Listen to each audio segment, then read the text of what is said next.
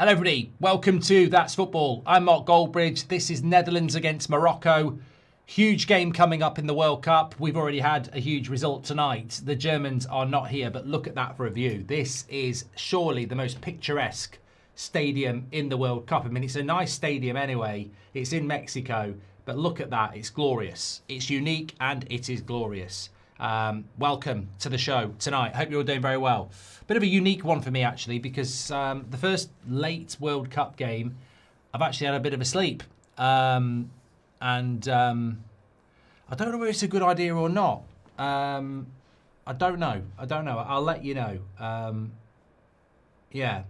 It feels a bit weird when you've literally only just got up and then you start talking loud. That's the first thing. But I couldn't miss this. I couldn't miss this. I think it's an incredible game. What are my thoughts on Germany? Well, you know, I thought first of all the lads did a great job on it, and I mean, what that is just. I didn't see it coming. I've got to say I don't know what everybody else's thoughts are. I did not see it coming.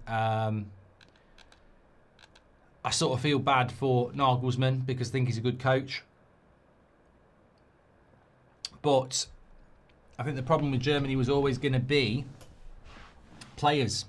You know, I don't think the players, again, have done what it takes to win. So, you know, as Arjun says, it shows why the World Cup's so good. And also, I think it shows that, you know, Brazil, Japan maybe could have been a little bit more on the front foot, if I'm being completely honest. But look, you know, I do the Bundesliga on this channel on a Friday night, and there's a distinct. I mean, look, who missed the penalties as well? Voltemada and Havertz. I mean, they're actually attackers as well. I know Tars was crap, but anyway, I think it's a big thing. Manchester United are in talks with West Ham for Mateus Fernandes by Ben Jacobs. Is that really news? Is that breaking news? Thanks for the follow, George. Thanks for the follow, Bollo. Bollo with the follow. Let me just get my tweet out. Please do share the video if you're watching. Okay, typing's not easy. Join in the live chat. I'm live. We'll go through the team news. It should be on your screen anyway. Yeah, I'm sort of waking up here. Instead of trying not to go to sleep, I'm actually struggling to wake up here. This is a novel one. Every other late game, I've actually stayed up. Tonight, I went and got 2 hours. I've got my coffee on the go. There we go. Okay, team news. 100th cap, apparently, for Hakimi. So, lineups. What's that? Who's that? Who is that? That's the Moroccan team, isn't it? So let's get the Dutch up first. Here we go. So the Dutch, we've got Verbruggen, Van Heck, Van Dijk, Aki, Dumfries, Van der Ven. Bit of a back five, really. Gravenberch, De Jong, Somerville, Gakpo, Brobby. It's a team. You know, the one thing I would say about the Netherlands is that's a team, isn't it? You know, it might not be the best team in the World Cup, but it's a team. There's some fluidity there, there's some structure there, and there's some decent players there. And if that doesn't work, you've got the likes of Depay, Kluivert, Malen, you know, Reinders. They're a decent squad, I think. Without real superstars, they're a good team. As for the Moroccans, again, Bono in goal, Hakimi, Diop, Riyad, Mazraoui, Bouadi, Al-Anoui, Diaz, Anahi, Alcanas, Sabari. Again, it's a decent team. And I think that we obviously know more about the Dutch than the Moroccans, but personally, I want to do a poll on this because I think this is I think this is a tough one to call. So result could be penalties for this. Result: Netherlands, Morocco. But I think the interesting thing from the first 3 games in the knockout games is that, look at that, it's so picturesque. We're in, I think, where's this? It's definitely Mexico. Is it Monterrey? Yeah, Estadio Monterrey. It's a beautiful stadium, and the backdrop of the mountain is incredible. I think this is the last time this stadium gets used in the World Cup, but they're ruining it at the moment with the. I mean, this is just ridiculous. They're ruining it with the team news, and they've completely covered up the mountain, which is just, we're getting, there we go, that's better. It is so picturesque, it's incredible, absolutely fantastic. And they're ruining it again now. Yeah, okay. They just can't appreciate beauty. Matteo and Lewis, thanks for the follow. Mark, everyone wants to know about Germany. Yeah, they lost on penalties, mate. We spoke about it at the start of the show. Don't know what you want me to say. I think that this is the beauty of the World Cup. But as I was saying, out of the 3 games we've had so far, a late winner for Canada, a late winner for Brazil, both in stoppage time, and then extra time in the other game. Look at that. Look at that. Don't move away. You've got something beautiful. Show it off. It's like my wife when she takes me out for a meal. Right, let's get ready to rumble here in Mexico. Ronald Koeman, the manager of the Netherlands. Of course, Cody Gakpo starting. He's been through a traumatic event, him and his partner. The loss of their child during pregnancy.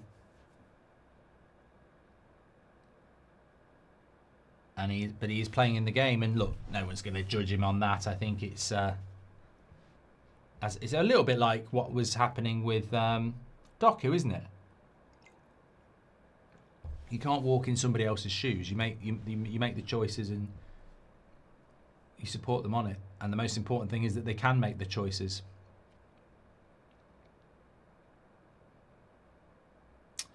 Mr. Siegel, 7 Mode, Nino, and Daniel, thank you very much for your follows. I appreciate you. Tar's penalty, my 6-month-old could have done better, says Constantine. Hope you're doing well. And Matthew says, hi, Mark. Thank you for doing a shout-out for my mum's birthday earlier today. Annette meant a lot and really appreciate it. Thank you very much, Matthew. Hope you're doing very well, and thanks very much for your super chat.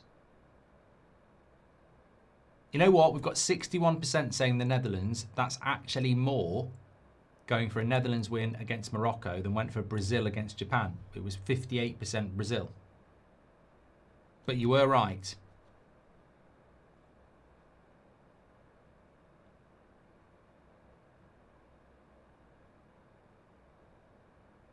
Does Germany getting knocked out give England easier games? No, it's the wrong side of the draw. I think it actually helps France. I think France and Argentina are just getting a very, very easy run here because, yeah, France or Sweden play Paraguay.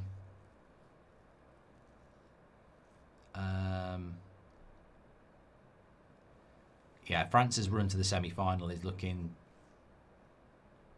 pretty good, to be honest.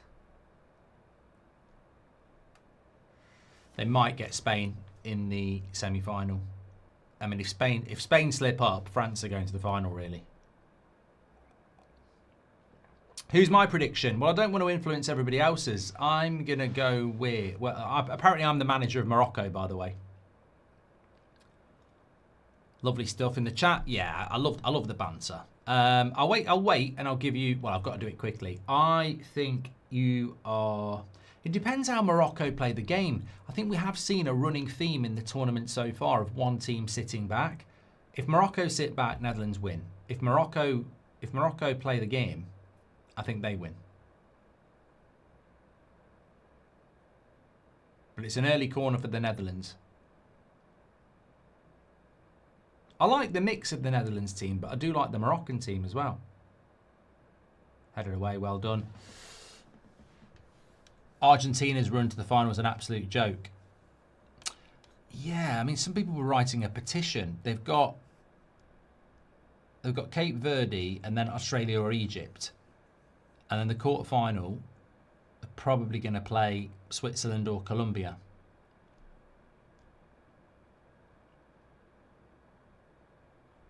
I'll tell you who I've got high hopes of left in this tournament.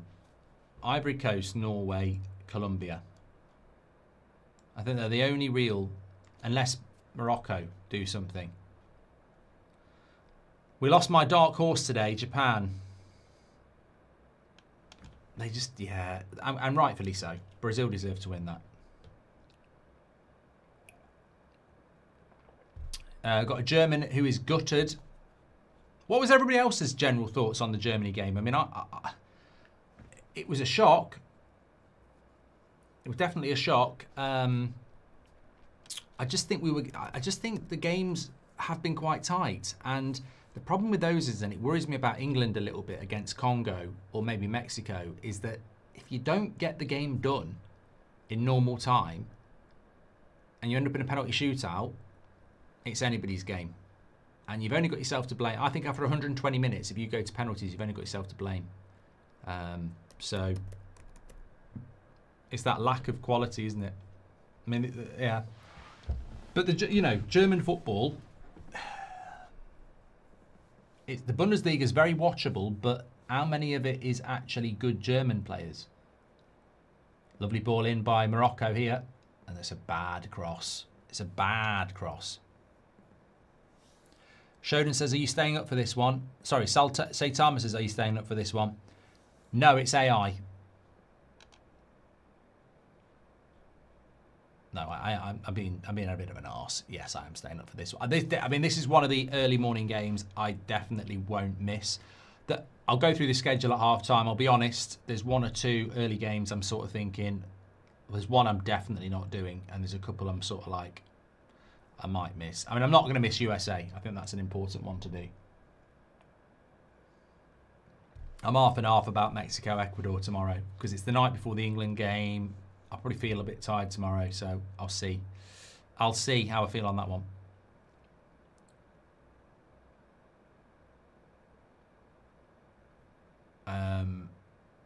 But I feel this game should have a lot of goals in it. Country File on BBC Two with Mrs. Brown's Boys the movie, Country File, and yeah, I mean, you really do get some shit on the telly when most people are normally asleep, don't you? Thanks for the follow, Andrew and Frankie. Just to go through this Moroccan team that you might not know some of the players, because you know, I think most of you will know every Dutch player.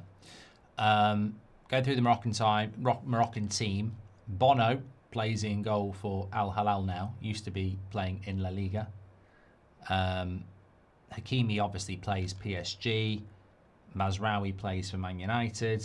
Dumfries going down the wing. Great tackle by Mazraoui. He's absolutely timed that to perfection, by the way. Diop plays for Fulham. And Riyad plays for Crystal Palace. Both. Riyad's a good player. Good centre-back. Bouadi is the somewhat star of the tournament in many ways. He's at Lille. Al Anai, who I can't pronounce his name that well, he plays for, I think he's in, yeah, Roma. 24-year-old plays for Roma, number 24, and he's 24. He just loves to have the number of his age. He loves it. And then you've got Brahim Diaz, obviously at Real Madrid. You've got Alcaraz at Stuttgart. You've got Unahi, who plays for Girona. Hey, Girona. And then you've got Sabari, who is PSV, but will very soon be Bayern Munich.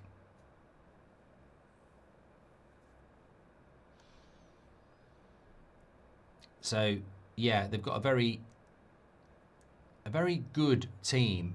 And some very young players playing for... I mean, I think Morocco have got a great future as well. You look at their bench. You've got Yassine, who's at Strasbourg, who's 20. You've got Al Marabat, who's 19 at Strasbourg as well. Van Hecke and Sabari are going for each other a little bit here.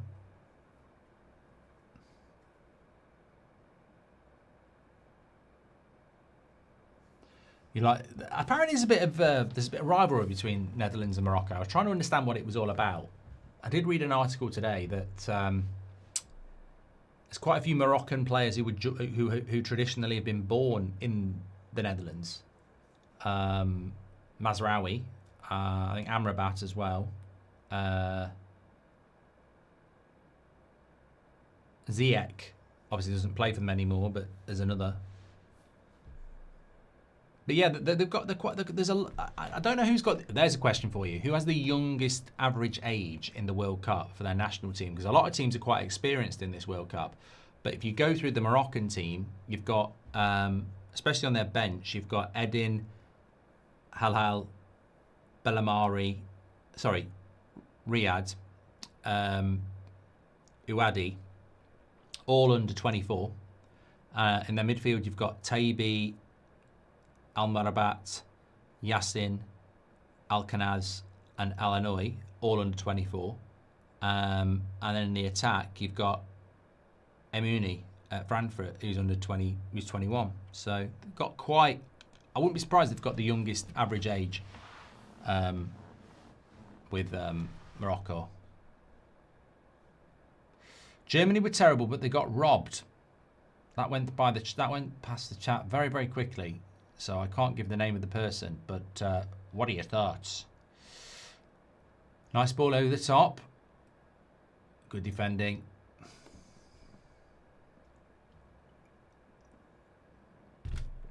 Don't be Mr. Stop-Start, referee. I feel like this referee is known. I feel like we know this referee.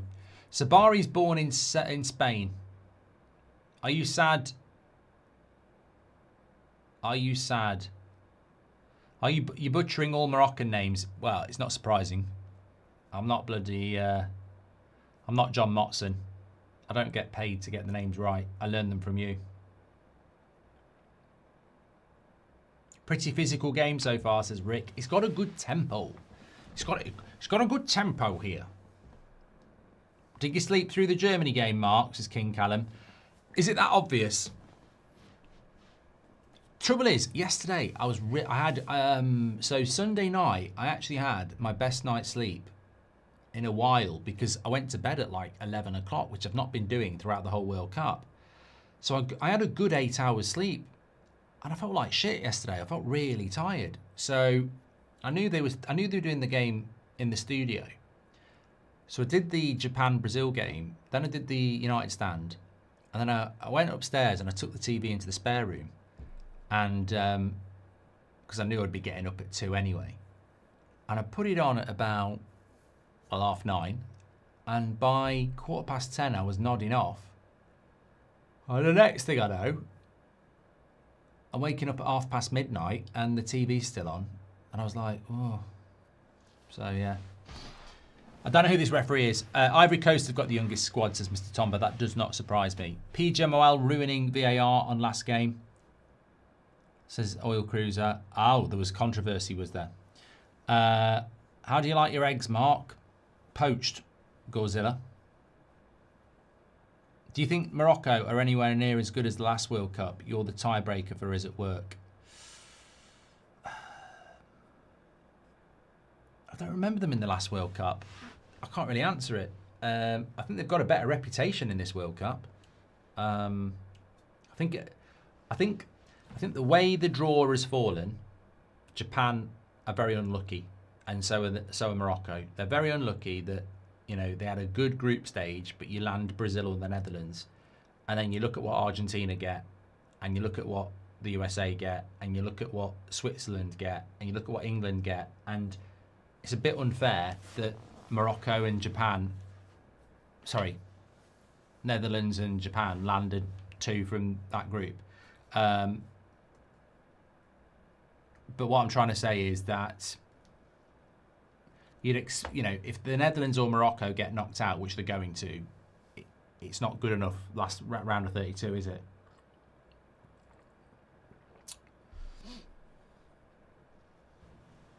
I wanted a Germany-France. Decent chance to send France home, says Tiger Valley. Hopefully a great game, says Daniel Thompson. Hope you're doing well. You too, pal? I'm doing good now. I've had me coffee.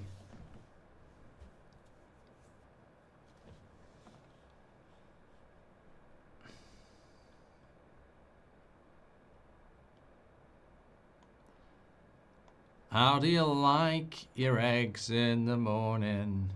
I like mine with a kiss.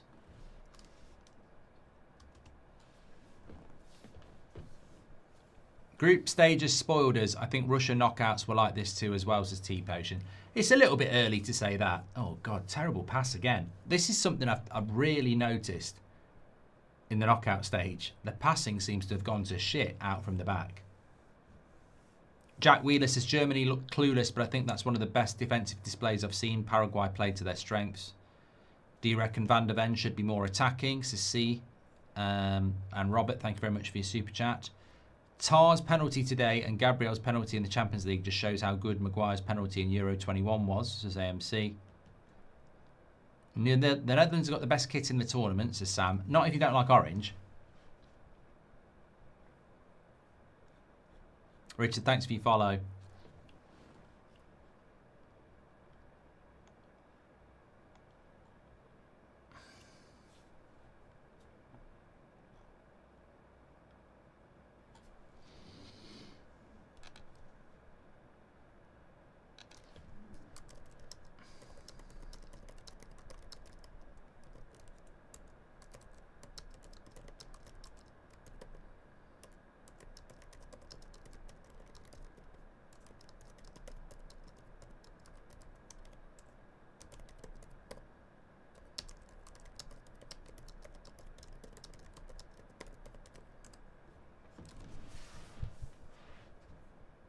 I didn't say I didn't like orange. The controversy was a foul on the goalkeeper, says Symbiotic. I'm going to take a look at this.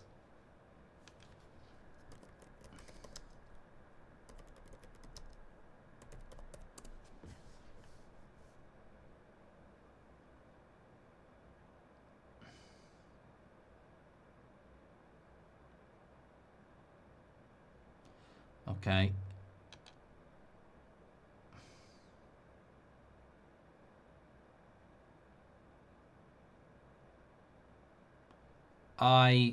Oh, Netherlands are in! Brilliant defending. Diop. And there was an offside anyway. But he did very well to get back, Diop. I'm just looking at the foul by the German goal on the Paraguay goalkeeper. I mean, Arsenal are relegated in the Premier League if that's a foul. Forget winning the title. I'm going to be honest, right? I've seen this so-called foul on the Paraguay goalkeeper. If that's the rule change, I haven't got a problem with it. And we're meant to be getting a rule change. There is no doubt in my mind that the German goalkeeper is... Sorry, the German defender is blocking off the goalkeeper deliberately. What I cannot tell you is whether that goalkeeper was going to get anywhere near the ball. But it's one of those. Anyway, Netherlands are in the ascendancy here.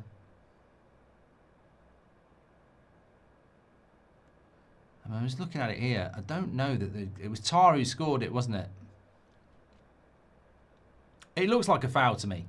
But in the Premier League, it wouldn't have been a foul.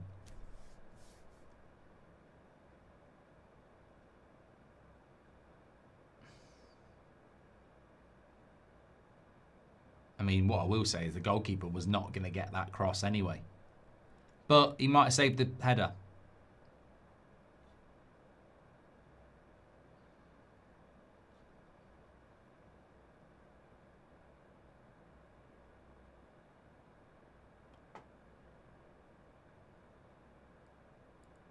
I I mean, I've got to be honest, I might be being controversial here, but I actually think that's a foul. I think it's a foul. I think that's exactly what we want to be a foul in the Premier League. I think we're fed up of this fouling of goalkeepers. Man United played Everton in the winter, and it was constant. And you know, I can't believe I'm doing this. I'm almost tearful. I've been very impressed with the officiating by FIFA in this World Cup. We don't get long throw-ins anymore because you have to take a quick throw-in. We don't get as many soft fouls. And the game is running at a much better tempo. And one of the other things they were meant to be sorting out was these crowding of the goalkeeper fouls that we've seen constantly in the Premier League this season that's led to the obsession with, I mean, how many you know, there's quite a lot of unemployment in England at the moment, but the one occupation with, you know, huge opportunities and growth is set piece coach in the Premier League. So yeah, I think it was a foul. I think I'd rather that be a foul. Somebody said, can we do a poll on it? I will do, because there's a corner here for Morocco. 20 minutes has flown by. Oh, what a save. What a save from a corner. Verbruggen, point blank, great save, and then Boadi shoots over the bar. So 59% of you are going with a Netherlands win. I'll tell you who I'm going to go with in a minute, but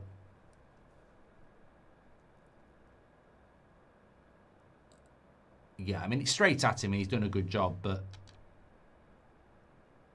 it's quick reactions. That's what it is. It's the speed. Was the German corner a foul? Yes or no? Let us know.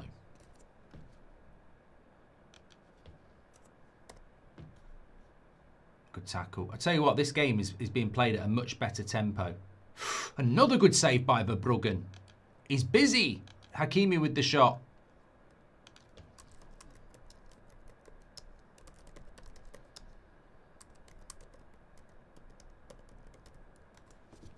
I mean, that would have been a worldie if he'd scored from there. Again, it's straight at him, but it's the reactions that are good.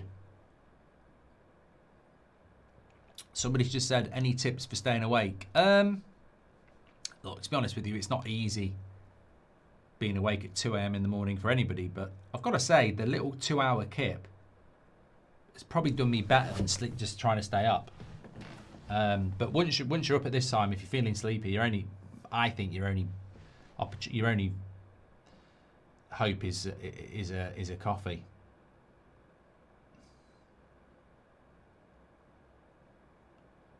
Certainly don't think this game's going to be 0-0. They're quite evenly matched.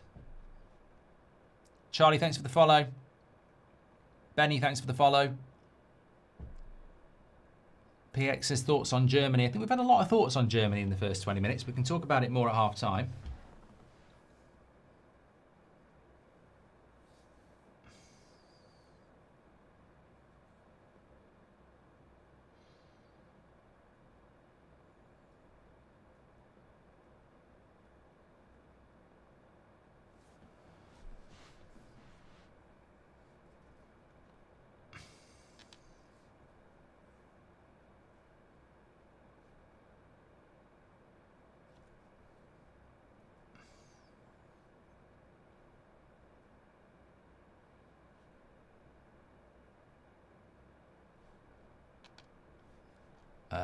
Sorry, I was just checking something there. You're going Hassan. Thanks for the follows.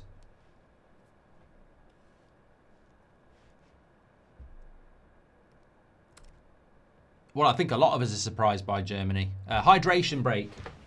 Little stretch. Tell you what, really boring story, but I really suffer from a bad back, right? I normally sleep in our own bed, unless I've been bad or out drinking. And tonight, I said to the missus, you know what? I'm going to sleep in the spare room and watch the match. And if I fall asleep, I fall asleep. I did.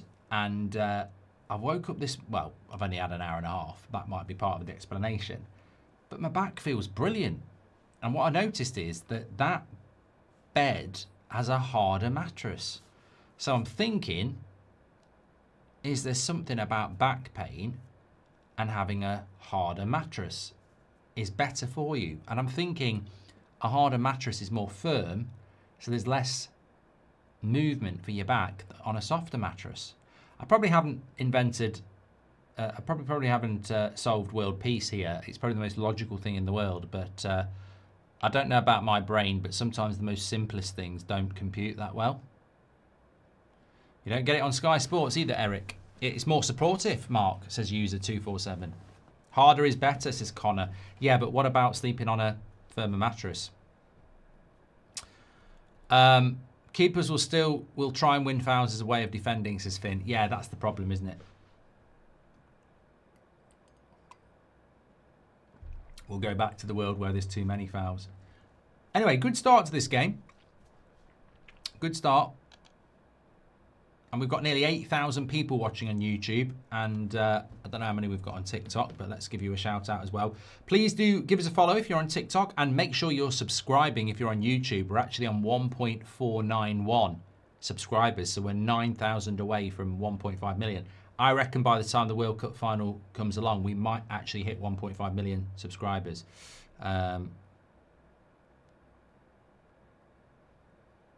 Which is an incredible effort. Which game is... I tell you what, I am very much looking forward to the this game. I think it's been very good so far. But I'm also really looking forward to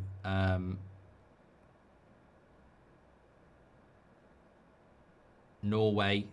1.5 thousand on TikTok, which is great. For 2 a.m. in the morning, we've got a combined over 10,000 across both. So thank you for everybody who's getting involved. It's on the ITV, Josh. I'm feeling great. I feel like I could run a bloody marathon now. These little power... You know what? Shout out to Paul Govier. He won't be watching. He said, if you're going to have a nap, you've got to do it in cycles of 1.5 hours. I think I literally did an hour and a half. Great. Andre says, coming out of jail, my back felt great. Yeah, but I don't think that was a firm mattress, mate, that was helping you out. Anyway, we'll move on. Jordan, thanks for the follow. Ryan says, why didn't you watch the Germany game? Because we haven't got a studio, and traditionally when it's a major tournament, we do up until the quarterfinals, give a couple out each sort of round to that. I don't know what they've got next. I think they're doing Belgium next. Yeah, they are. They're doing the Belgium game next in the studio because it's England at 5, and then I'm doing USA. Well, we'll talk about it half time. Darain says 90 minutes is a REM cycle, so that makes sense. Oh, Van Heck is rolling around here. We don't want to see the game ruined by a red card.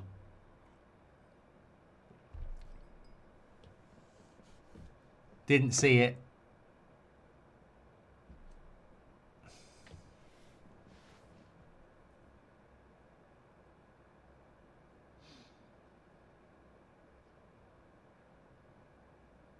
No, I didn't see anything in that.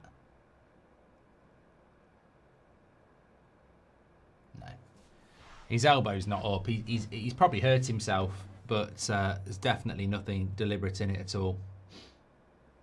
Good refereeing. Has Van Heck signed for Spurs yet? I think he did, didn't he?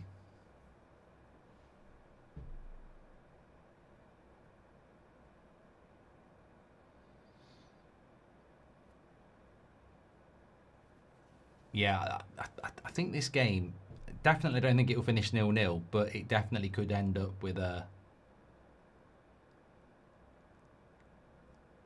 I think they're quite equally matched. Oh, Boadi.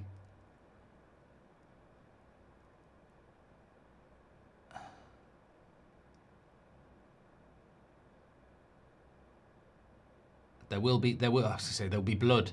There will be cards. Here's Elkanaz. Good cross. Ooh. Probably a little bit too much power on it there, but it was a decent cross. What Wasin says that was an elbow. No, it definitely wasn't. Definitely wasn't.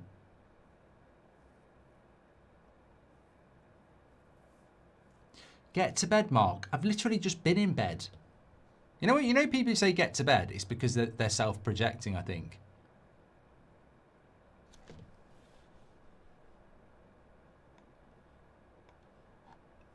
Don't worry, Ryan's gone. I do read the chat, and yeah.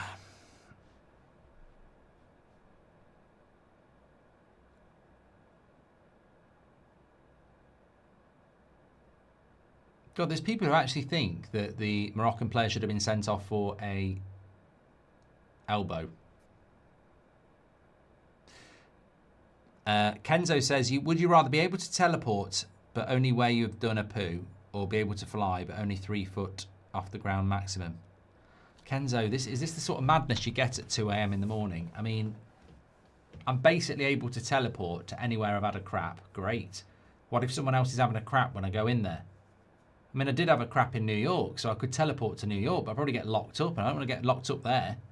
Oh, officer, the reason I'm in this toilet with someone taking a poo is not because I'm a pervert, it's because I've got this power to teleport, but only to places I've had a poo. Oh, yeah, right, mate, you're going down. Don't know why he's an Australian, but there we go. Linda says Morocco are going to win this on penalties. I've got a feeling this one could be extra time.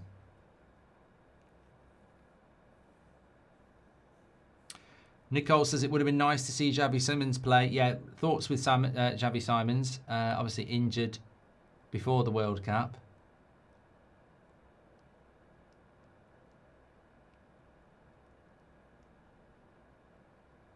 I think Morocco is slightly shading this at the moment.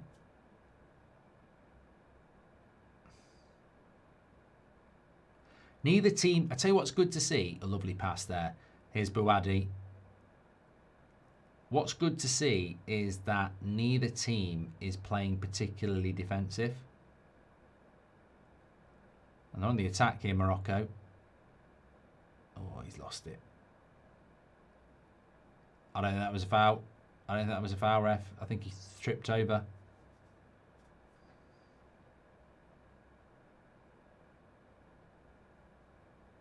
Who gels their hair at 2 a.m. in the morning? That's not gel, mate. That's just... Well, there is gel in it. I just wet it. Great thing about gel is it stays in your hair until you wash it out.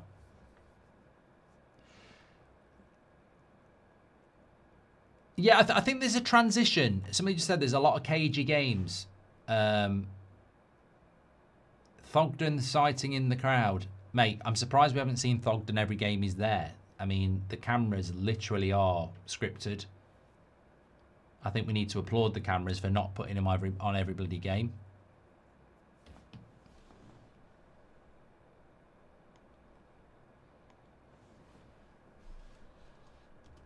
Yeah, but look, I think I think a lot of people probably are getting used to it in the knockout stage, but that jeopardy does make people... It's a shame, really, but I understand it. I think a mentality hits everybody where it's like, if we're not going to play well, let's make sure we don't lose. And it's sort of like makes everybody a little bit more cautious, which is why you always need a goal early. Michael Jordan or LeBron scores it out. I mean, I'm not massively into basketball, but I did like The Last Dance, so I'll say Michael Jordan. In fact, I think I'm hitting the time where it's been a long time since I watched it. I might watch that again. I need both teams to score, says Hayes. I haven't got a builder today, but historically, I got my first one over the line against in the Brazil game. Next one's England. Mexico or Ecuador in the knockout? Will we win? Says Daniel. Got to beat Congo first, mate. Remember, if England beat Congo, our next game's at 1 a.m. on Monday morning. Joshua says, would you take any current Mexican players at Manchester United? Ila, Mora, Gonzalez. I'd take Mora. Yeah. Constantine says, I don't like Bilal's decision making.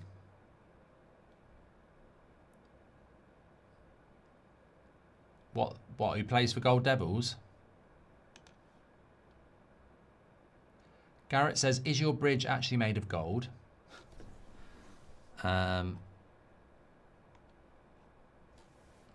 for all the follows on TikTok. Lots of people tuning in for this one.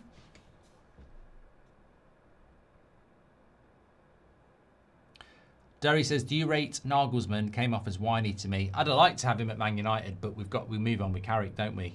Let's see how we go. Gorzilla says, how would you describe your parenting style? Yeah, I mean, not really something I want to talk about anyway. Not really something I want to talk about at 2 a.m. If I do a podcast about parenting, maybe I will one day, but let's keep some things for future ventures. Here's Somerville. Should have looked to pass there, a bit greedy.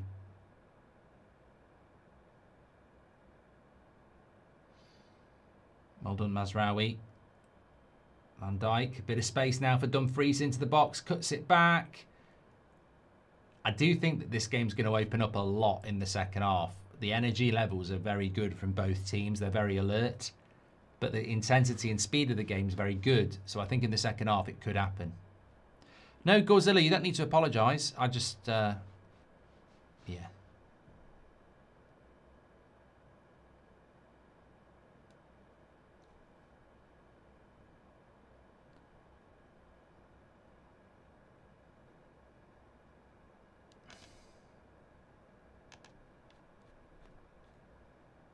The break in the play here. I don't know why.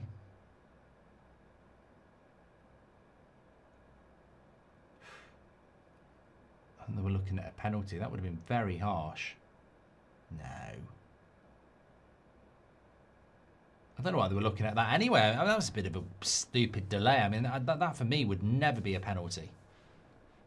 Basically, the cutback from Dumfries almost looked like it brushed past Bouadi's hand, but it was a natural arm position. I don't know what they're looking at that for. Was the German corner a foul? 54% of you say yes, 46% of you say no.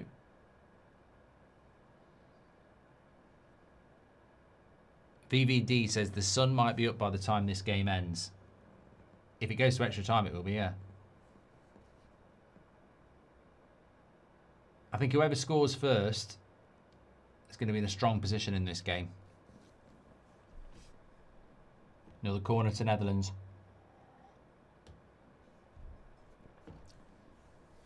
Has anyone got a stronger defence than the Netherlands? Well, they're on the side of the same draw. They're on the same side of the draw as France. I actually think either of these two teams are good enough to give France a go, but obviously I think the Netherlands have got a better defence.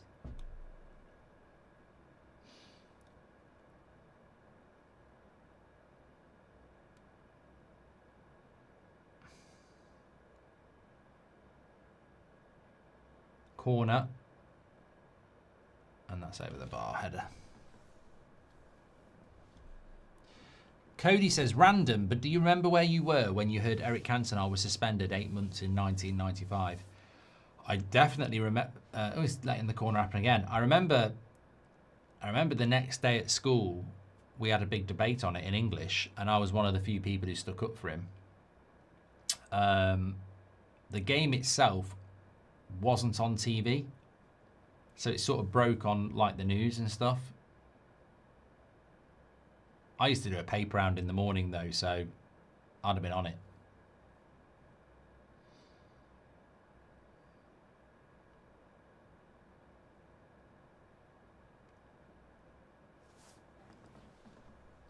That 46% are Arsenal fans, says Valks. What, saying it wasn't a foul? Shadow and Brian, thank you very much for your follows on TikTok. Reverse Cloud says, do you reckon there should be a bonus point awarded for scoring 3 or more in the group stage to promote more attacking football? I don't think it would make any difference. There's Rude, assistant coach. It wouldn't make any difference though, would it? Van Heck's bleeding here, and obviously with his haircut, it's really dyeing his hair. He's been in the wars, Van Heck, to be fair.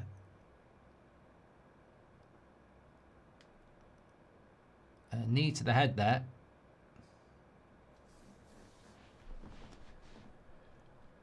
Godzilla says, what's your ultimate material dream purchases? Yeah, now you're starting to get on my nerves, mate. You're just asking questions that are just not for 2 a.m. in the morning. Tons of blood, says Beats. Yeah, head injuries do. I remember going to a car accident once, and this guy's head was just blood, and I was like, oh my god, this is going to be a fatality. And he was talking, and I was like, he must be in shock. And then he was in the back of the ambulance, and the paramedic was like, he'll be absolutely fine. He just needs a couple of stitches. There's just head injuries, get loads of blood. I was like, all right, okay. You're not, mate. Despite what I said, you're gonna live. You'll be fine.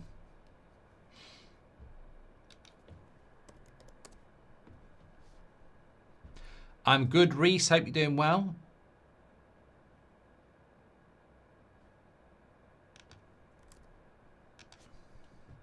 They're having a good time, but it's scripted. The cameras are coming to you in a minute.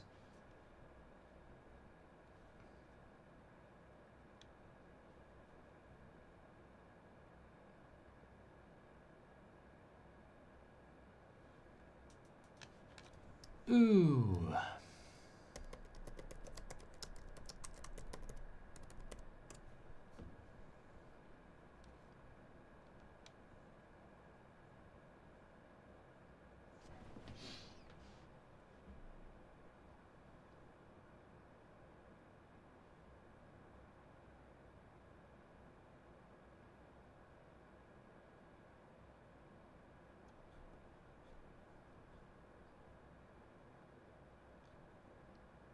Well, in essence, I suppose it comes down to I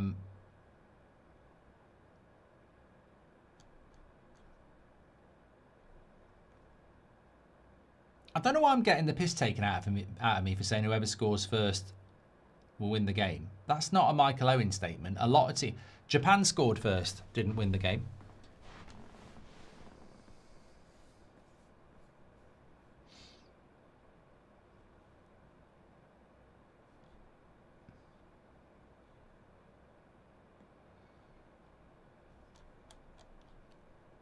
And I've played the game, and having watched this game for 40 minutes, I think the first half has absolutely flown by, Zane.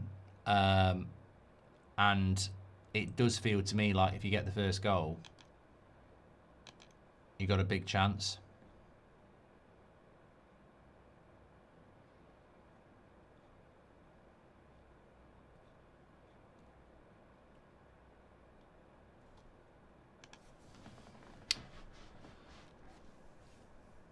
Radioactive says, the officials have set the bar for VAR, strict however. Beryl Carpenter, hope you're doing well, Beryl. Says, check out a sleep number bed. A sleep number bed? We're all Googling that. Sleep number bed.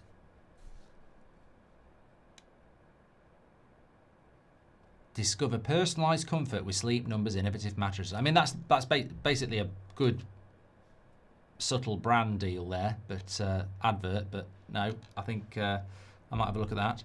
Is Mazraoui retiring after the World Cup? Says Kenzo. I think he is for Morocco. He won't be retiring for Man United. He's under contract. Doreen says, truly important. What's your hype level for Heat 2? I actually watched it at the weekend, Heat. They've not even started filming it yet, mate. I mean, I'm very excited when they do. The cast list looks very good. What do you think of the Chelsea statement, says Mikey? Did not see no Chelsea statement.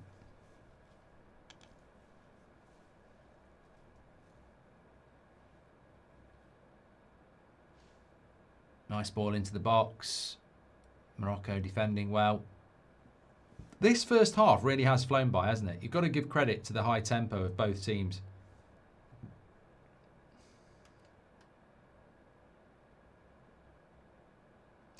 Apparently Scotland fans want Moyes and Ange Postecoglou. You got no chance. You got no chance.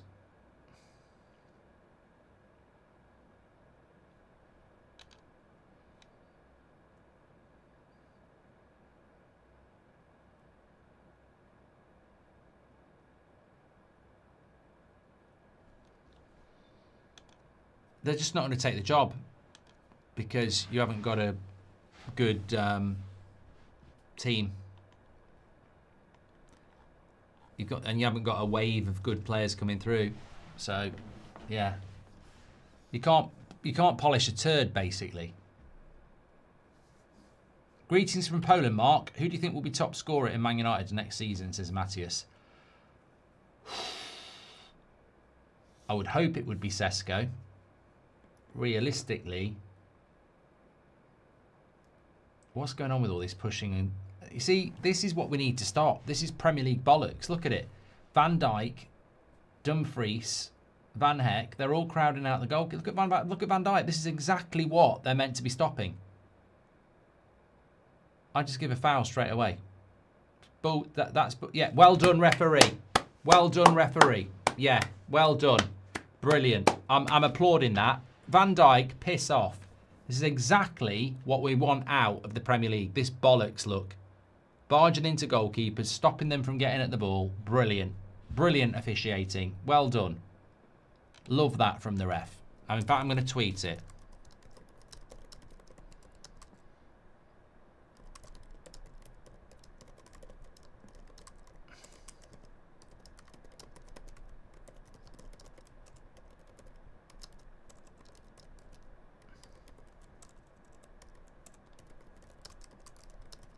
It just makes the game better, not having that sort of shit.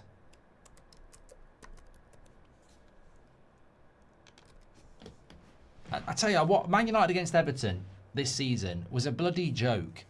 Absolute joke. They had about 10 players around Le Mans just barging him, and it was like, play on, play on. Just stop it, you know. And that's why the corners take so long as well, because they're all jumping around and pushing and shoving. It will make everything run a lot quicker. Unknown says Morocco needs to get out. Why?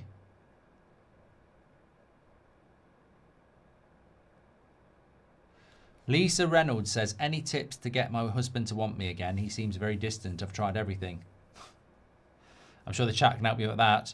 Why teams get centre-back to take penalties when they sky it, says Corrupt. I don't know whether it's the mentality of a centre-back that they've got, you know, they fancy themselves to... Centre-backs tend to be more leaders, don't they? So, you know. Radioactive says, called the foul Germany versus Paraguay pre-VAR based on Arsenal.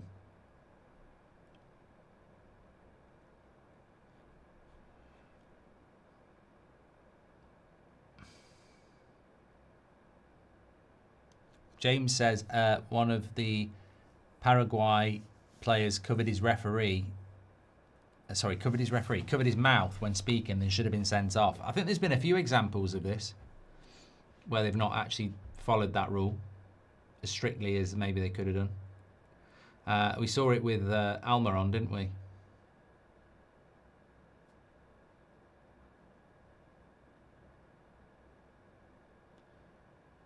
Oh, if he'd have controlled that, he was in. Morocco there, chance gone.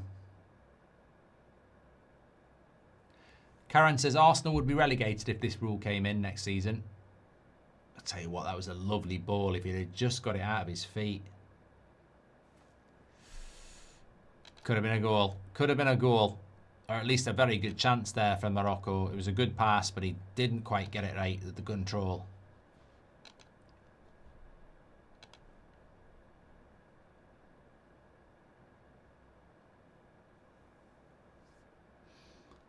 I think it was Sabari.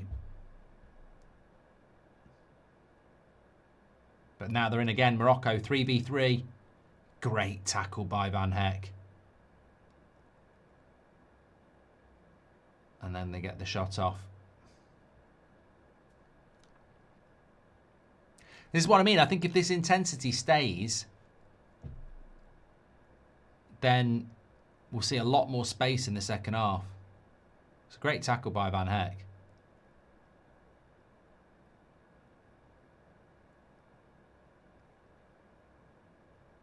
Very good tackle by Van Heck.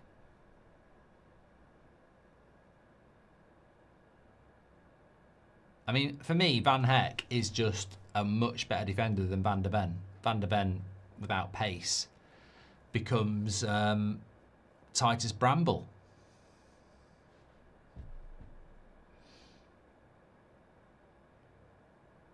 Yeah, I think it probably would have been a foul on Aki if that shot had gone in.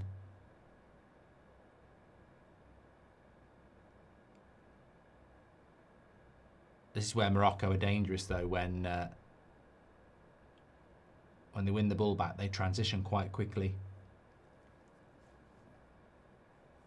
It's been more Morocco than the Netherlands, says Sam. As I said, I think the person who scores first probably wins this game.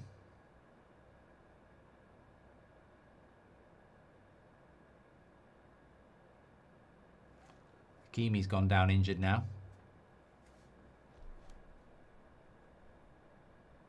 Orthopedic mattress for a bad back is great, says Fahad. Faris says, do you still rate Nagelsmann? Would you take him at United? Well, not anymore. I still do rate him, but I wouldn't take him at United now, no. Because we go with Carrick, don't we? Other than Watkins, who will replace Kane in the future, says Sean. Well, Watkins is 30. Joe says, do you like Slow Horses? I'm American and love the UK TV drama. Yeah, it's very good. I do like it, yeah.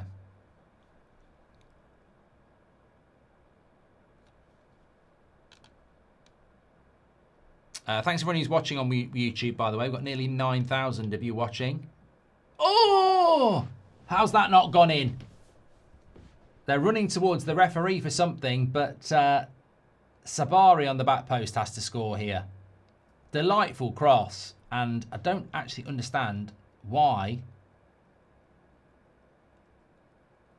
he doesn't tap it in. And I don't know what Moroccan players are. Oh my God, it's difficult to score because of the bounce, but he probably should score. It's a lovely cross. It just sort of comes up and bounces around his what can only be described as his breasts. And it was hard to manoeuvre the body. But now it's going to be the Netherlands with a chance. Cut back, good defending. And that should be half-time. It is. You know what? I think that's been a good half of football. I think the intensity and speed of the game has been very good. I expect the game to open up in the second half. As I say, I'd be very surprised if this stays 0-0 because playing at this intensity should open up opportunities in the second half. Is that? I don't know whether I've got the right colour on it. Yeah, I did.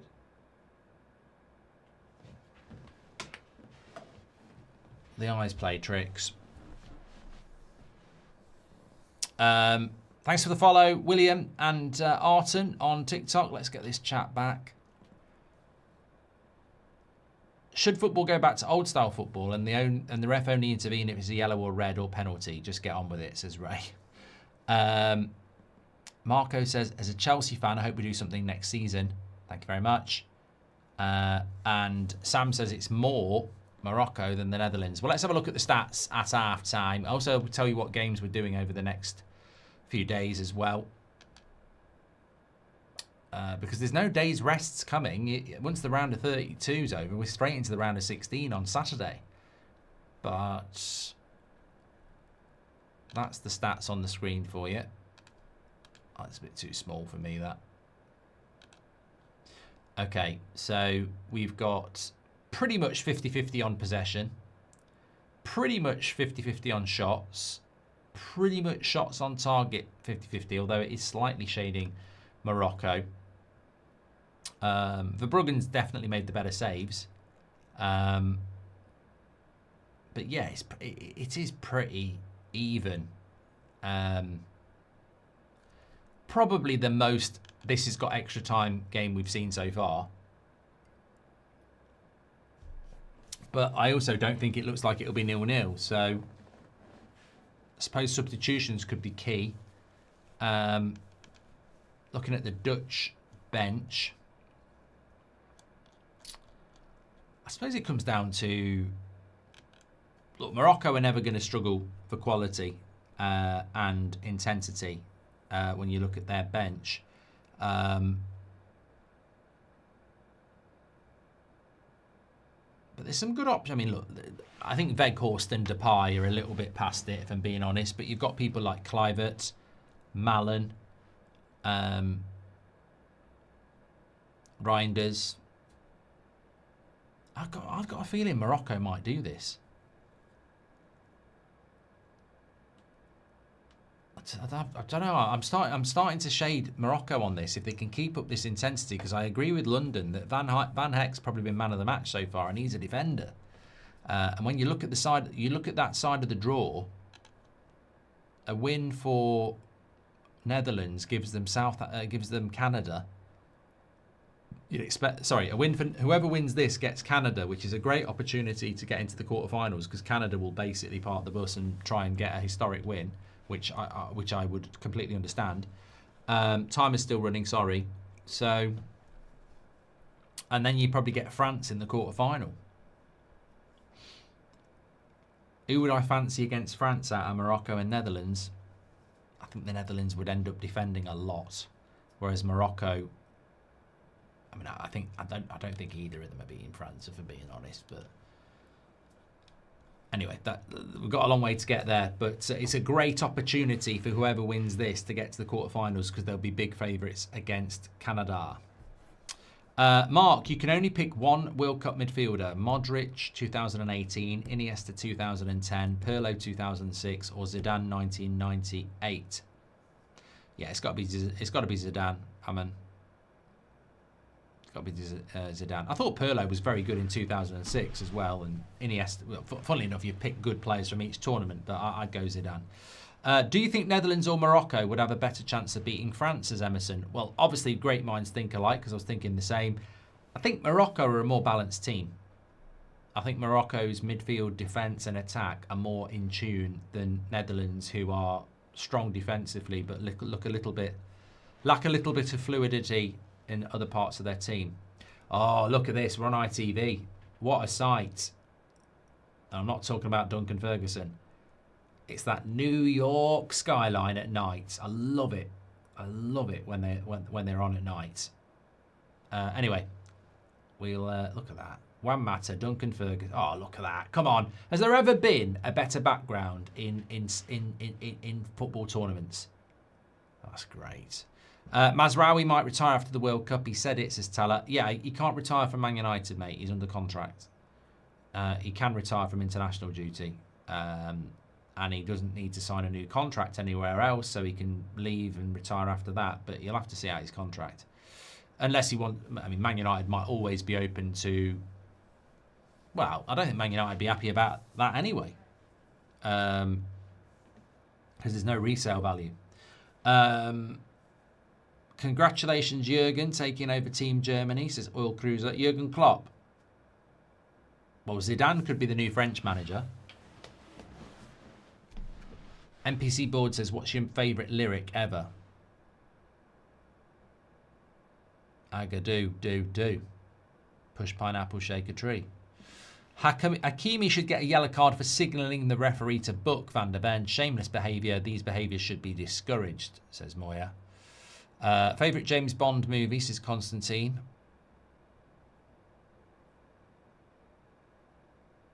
I don't know what my favourite James Bond film is, actually. Shay, thanks for the follow. I did actually quite like Casino Royale. I think it's a good one. But growing up, I always used to like the Roger Moore ones. To be fair, the Timothy Dalton ones were quite good as well. I think they're all quite formulaic, aren't they, really? What games are you doing, says Reese. Okay, let me just go through this for you because I do tend to forget to do this. So, add game schedule over the next few days. Today, i.e. Tuesday, even though I am going to go back to bed, 6 o'clock, Ivory Coast, Norway. Cracker. Cracking game. Really looking forward to it. So, Ivory Coast, Norway at 6 o'clock tonight. Then it's France against Sweden at 10 o'clock. I'm doing both of those games, so I'm on those. Don't worry about that. Tomorrow morning at 2 a.m., it's Mexico, Ecuador. I'm conflicted on that. I'm going to see how I feel because I'm not convinced that's going to be a very good game to watch. This at 2 a.m., although it's 0-0, high intensity, watchable game. Mexico, Ecuador. Neither of them score many goals. That could be a hard watch at 2 a.m. So I'm sort of like thinking, I don't know. If that was a 6 o'clock game, I'd watch it. But 2 a.m., I'm going to see how I feel tomorrow. However, England are on Wednesday at 5 o'clock. Of course, we're doing that. Belgium against Senegal at 9 o'clock. Of course, we're going to do that. And then the United States at 1 a.m. I'm definitely doing that. Thursday, 8 o'clock, Spain, Austria. We're doing that. Midnight on Thursday, Portugal, Croatia. We're doing that. Switzerland are on at 4 a.m. against Algeria. Good luck. I won't be fucking there for that. I won't be doing that. Friday night, we've got Australia at 7 o'clock against Egypt. We're doing that. 11 o'clock, it's Argentina against Cape Verde. We're doing that. And then Colombia against Ghana at 2:30 in the morning. I'm pretty confident I will do that. I mean, that's quite a late one, but I'm pretty confident I'll do that because Argentina, Cape Verde finishes at 1, and then it's a short turnaround for Colombia, so I think I will do that. And then we're into the last 32, where we already know who's playing when. Canada will play the winner of this game at 6 o'clock on Saturday, and Paraguay will probably play France at 10 o'clock on Saturday. And then on Sunday, Brazil play at 9 o'clock against Norway or Ivory Coast. And England will be playing at 1 a.m. if they get past Congo. So we're moving quick through it now. We are. But it's the incredible thing about this World Cup is that there's like normally in a Euros or a World Cup, there is a day of no football in the tournament quite early. Next Wednesday is the first day where there's no games, and then on Thursday it's quarterfinals. So, and there is a quarterfinal at 2 a.m. on the Saturday night, a week on Saturday. Anyway, that's how we're going.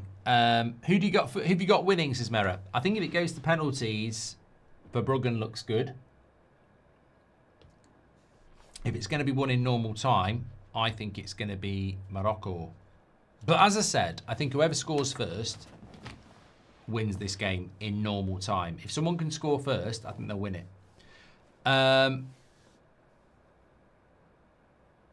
Juan says, love you, but I want to say the World Cup is staying in South America, although up there is France. Well, I think a lot of people think, Juan, it's going to be an Argentina-France final. Some people said to me today, you said that Brazil are going to be the big flop of the tournament. They still can be. Because Brazil getting knocked out before the quarterfinals would be flopping. They've got to get through the next round, really. And then if they get knocked out in the quarterfinal, that would be a flop. I think Brazil have to hit the semi-finals for the tournament to be, not a success. I mean, losing in the semi-finals wouldn't be great, but that's where Brazil have got to pitch themselves. But can Brazil win it? I mean, they could get better. They could get better through the tournament.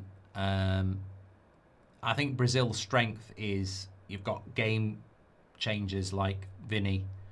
You've got an experienced midfield, and the centre backs are very good, and your goalkeeper's experienced as well. So and Ancelotti is a great tactician. So it's just not Brazil. That's my problem, and I think any Brazilian would agree, and all of you would agree. Brazil aren't the team I grew up with. I mean, and imagine the older generation, what they grew up with in the 70s and 80s. But this Brazilian side is just not Brazil. And I don't know why that is. I don't know what's happened. Is it coaching, whatever? But I look back at 94, 98, 2002, 3 finals in a row playing incredible football. And they just don't play the Brazil way anymore. No fullbacks. Yeah. Chelsea blaming Maresca for finishing 10th is madness, says Muzz. Jay's loving the intensity of this match. I think the game's going to open up in the second half. Koeman's Potter tactics. I'm fuming, says Jimmy. Do you think the Netherlands or Morocco? Done that one from Emerson as well. Thanks for the super chats, by the way. Sheriff, thanks for the follow. Appreciate you.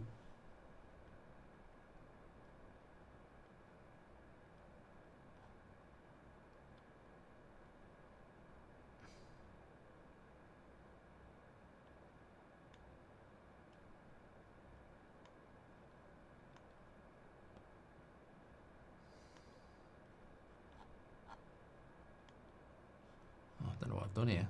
Sorry.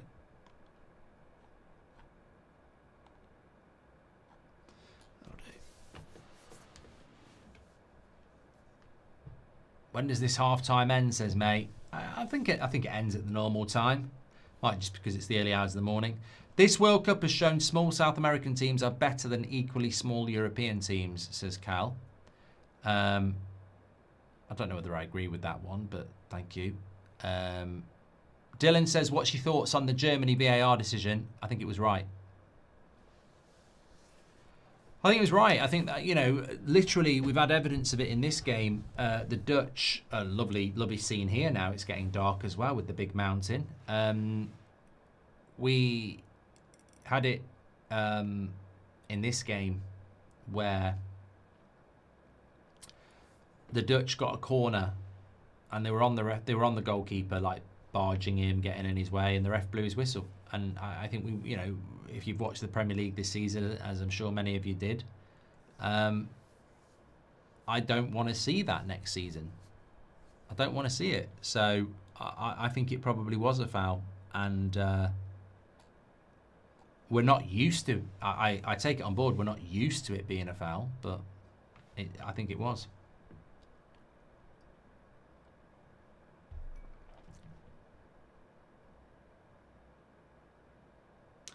Robbie there, not really had much to do.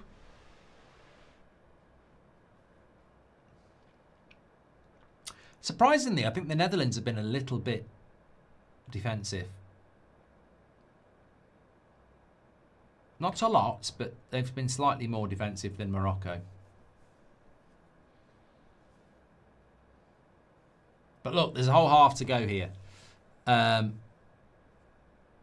Ross says, if you were a thief, but you could only take things that mildly inconvenience people, what would you take? Well, I was part of the rubbernicking gang at primary school. And I've got to say, that sort of fits your brief.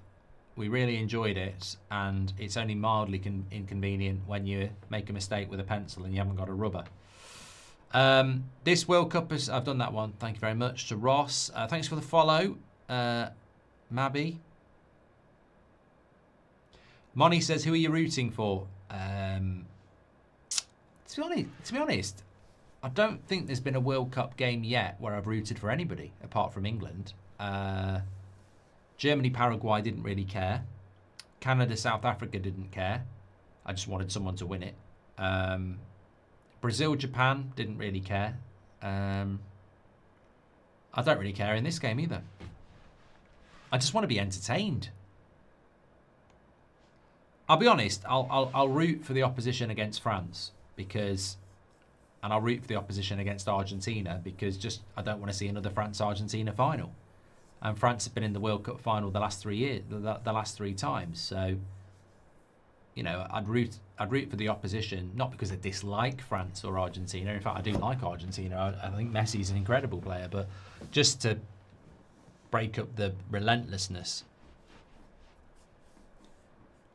I don't want to see a France-Argentina final. I really don't. I want to, I do want the footballing world to develop. Instagram says, what's wrong with Germany in your opinion? I just think that I think they're probably going through a bit of a cycle that they did in the early noughties where the talent coming through isn't good enough. It will be. German football is always going to produce good players, but you have these peaks and troughs, and I think they're having a bit of a dip. Yellow card here.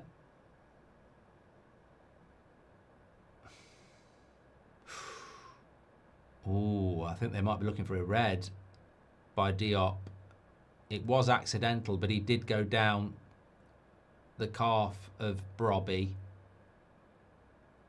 Hopefully it won't get reviewed because it looked a bit accidental, but I think he's going to be okay. Eon, don't worry, I'll go back.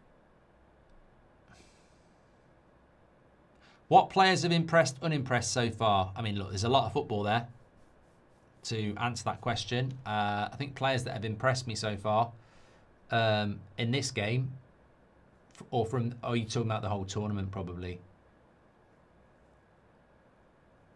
I think the Neymar hype's been a bit of a waste of time for Brazil. I mean, I still think João Pedro probably would have offered a little bit more, where you can actually bring him on and use him. Obviously, Bouadi's done very well for Morocco.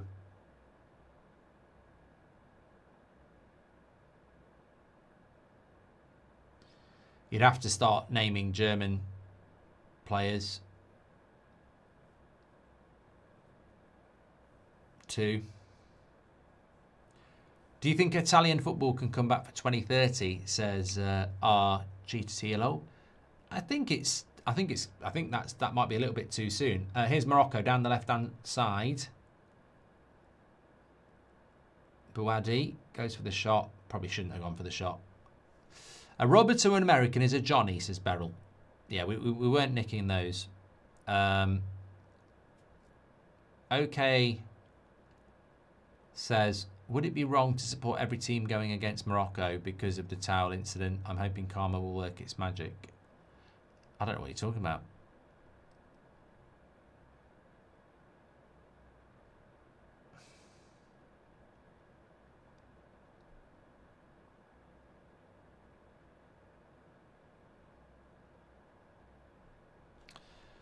Joz, thanks for your follow. We found Bouadi's weakness as Benzema. He can't shoot. Yeah, I think the Brazilian selection of Neymar is a bit puzzling because today would have been the sort of game that if he was any good, you'd have brought him on. Because they were losing the game and then they were drawing the game. But there never seemed to be any intention to bring him on. And the longer the tournament goes on, if you don't trust him to bring him on in a game like that, when are you going to bring him on? Whereas I think João Pedro or even Richarlison, you'd bring him on. So Sam, I didn't even see your super chat, so I just went back through it.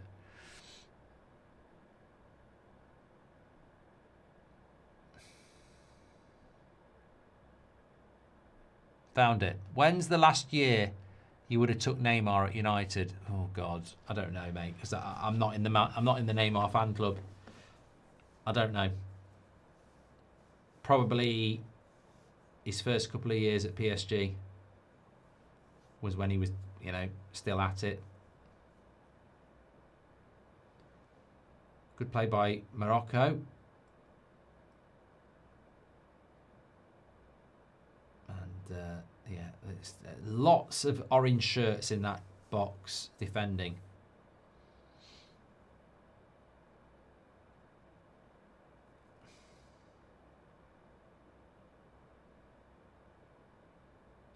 They still look like the better team. It's still very much a Dutch rearguard, isn't it? Again, we've mentioned this throughout the tournament so far. There seems to be one team that sits in, and the Dutch have not been very good attacking-wise. And you'd worry in the next 10 minutes, if it continues like this, it's actually Morocco who are the better team to watch. Belgium-Senegal prediction. I think Senegal can win that. Belgium don't impress me much.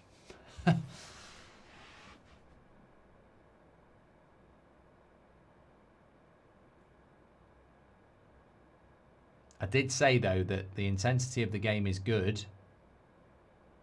Oh, why has he not crossed that there? And he was onside, Hakimi.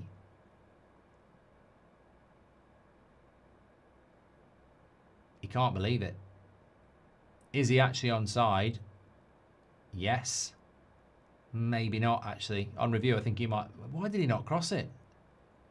To be honest, I don't think that was an easy cross. I think he would have been marginally offside there.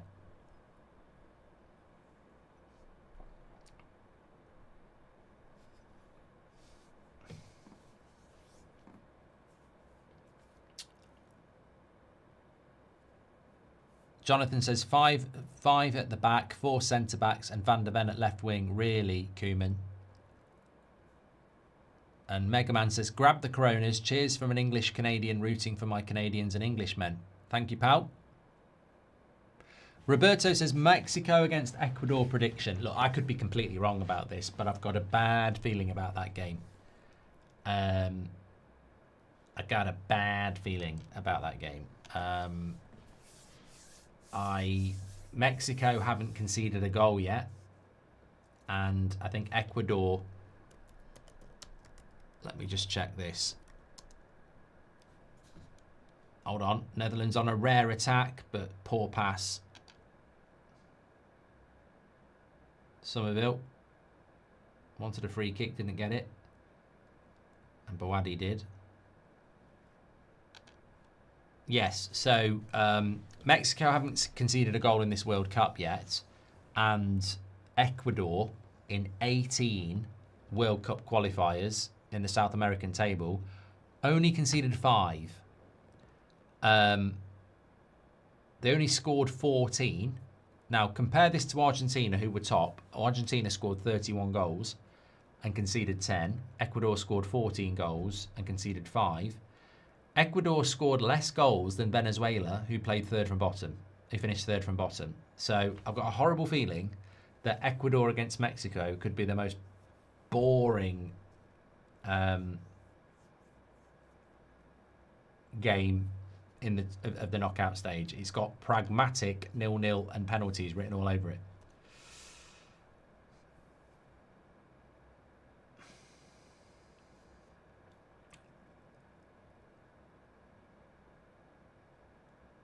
I think Mexico will get through home advantage, but yeah. I certainly don't think it'll be a 0-0 like this, where we've actually had some good intensity and speed. Although Netherlands are becoming more defensive the longer this game goes on.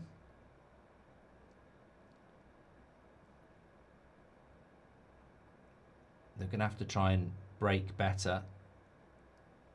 Here's Gakpo. James says, Le Mans or Courtois currently? Well, it's got to be Courtois, hasn't it? Fire for Fire, thank you very much for your follow.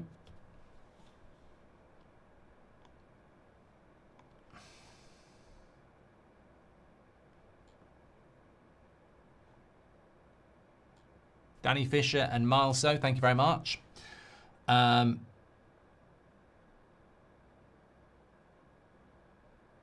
Morocco was stealing the towel in the Africa Cup. Hold on. Oh, what a tackle. Hakimi, to be fair, I mean, look, this is Van der Ven, isn't it? Pace. Good. It was a good tackle. It was a good tackle. And now it's Brobby at the other end, and he's offside. Hakimi and that running behind, he's got to be the best in the world at that.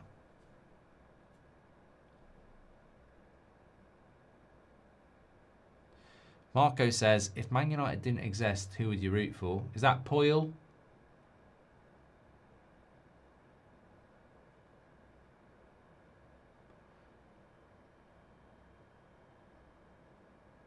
Cooper says, I think Ecuador will win easy. I mean, look, the flip side is Ecuador finished second in the South American qualifying group ahead of Colombia and Brazil. Have we been sleeping on Paraguay? I want to say this right. I think a lot of people did sleep on Paraguay,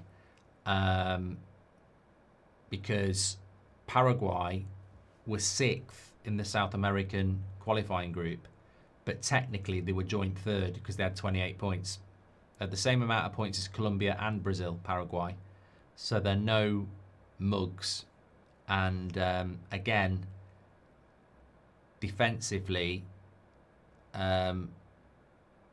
pretty decent. The problem Paraguay have got is they don't score many goals. So Paraguay have done very well to get to the last 16, and that'll be the end of it for them. But they have done very well to do that.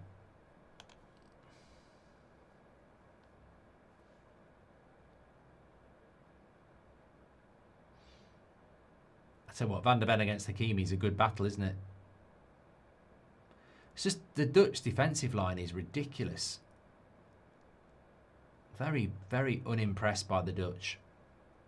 I thought in the group stage they looked like they'd be quite attacking, but here we go, you know, knockout stage, very defensive, and reminds me a little bit of the South Africa-Canada game, where you sort of go, if the Netherlands were to go out on like penalties or a deflected goal, you would say,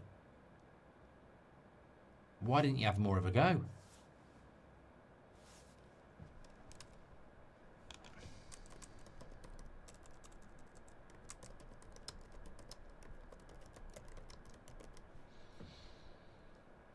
Caden, thanks for the follow.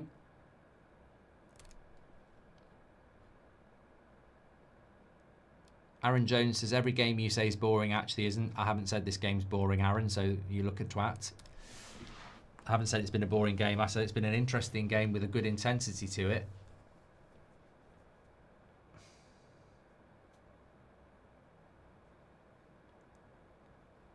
But look, the game plan of the Dutch will be very good if they can score on one of their rare forays forward, and they're on the attack at the moment.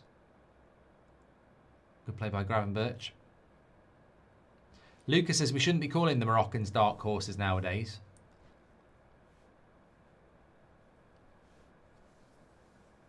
Stuart Walker says USA beat Paraguay 4-1, so what does that say about them? Well, I know that's what I mean. I think Paraguay got written off, but they...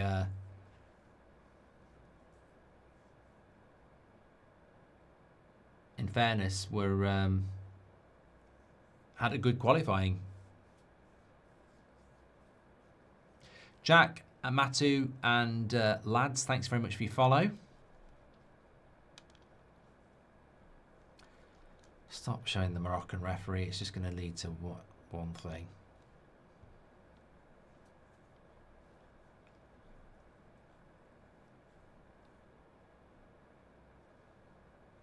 Thank you everybody who's tuning in, by the way. As always, appreciate your support. Make sure you subscribe if you're on YouTube.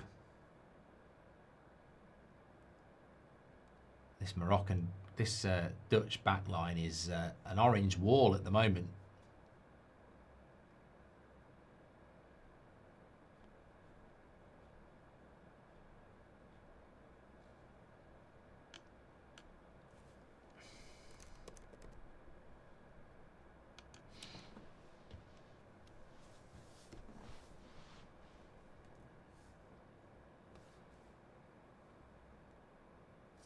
Leon says if it goes to extra time, it better be a good one. I don't know that the Netherlands are going to change their tactics.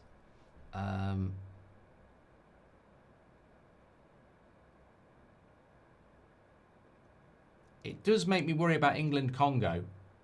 Lovely play here. Saibari into the box, needs some help. And it was good defending. Corner. Yeah, it makes me worry about England against Congo. I certainly think we're going to see what's the word? Another defensive.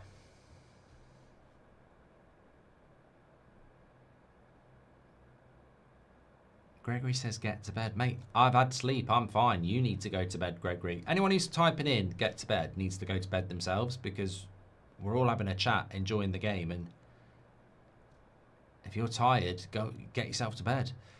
Are you going to address the Botox allegations, says Daniel? Mate, I'm definitely... any of this Botox bollocks, I mean, I wouldn't even know how it works, so I can't be doing it. Is that the one where you put it in your lips? I wouldn't do that. I wouldn't stick anything in my lips. It's very tender.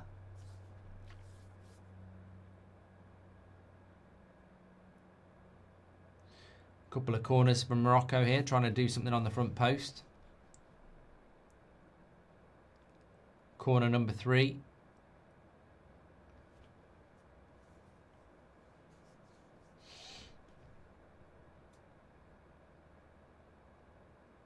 World Brooklyn says Koeman's been taking lessons from Southgate. Corner number 4 here. They keep going for this same corner routine on the front post. Peppermint gum or spearmint gum, says James. I don't really chew gum, so... I used to like juicy fruit, Wrigley's.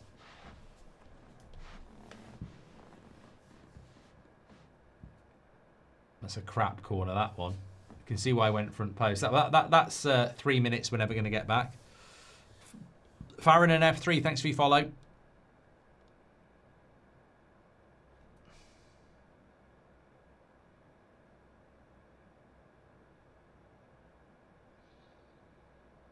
To be fair, that corner nearly did go in, the first one, didn't it? Zach says, who's better looking, you or the Moroccan manager? Well, it's definitely me, because we don't look like each other. Netherlands, like Germany, are overrated, says Constantine. I have not been impressed with the Netherlands. The more this game goes on, the less they're the team I thought they were going to be. Doesn't mean they can't get through. I'm better looking and I'm a better manager than the Morocco coach, and he knows it, which is probably why he's trying to model himself on me. Apparently he doesn't normally wear glasses, and he normally has long hair. But he was watching Baller League, and he's a massive fan.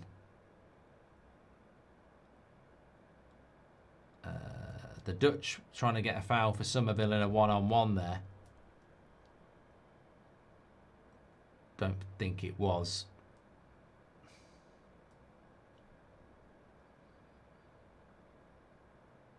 Just want to look at this back.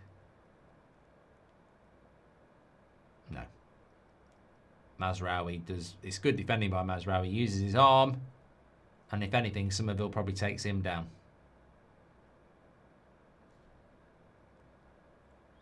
Great defending by Mazraoui.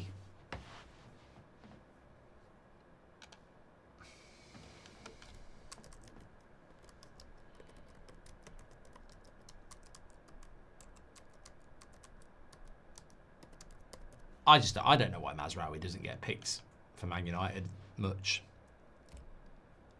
I think he's always a very consistent player.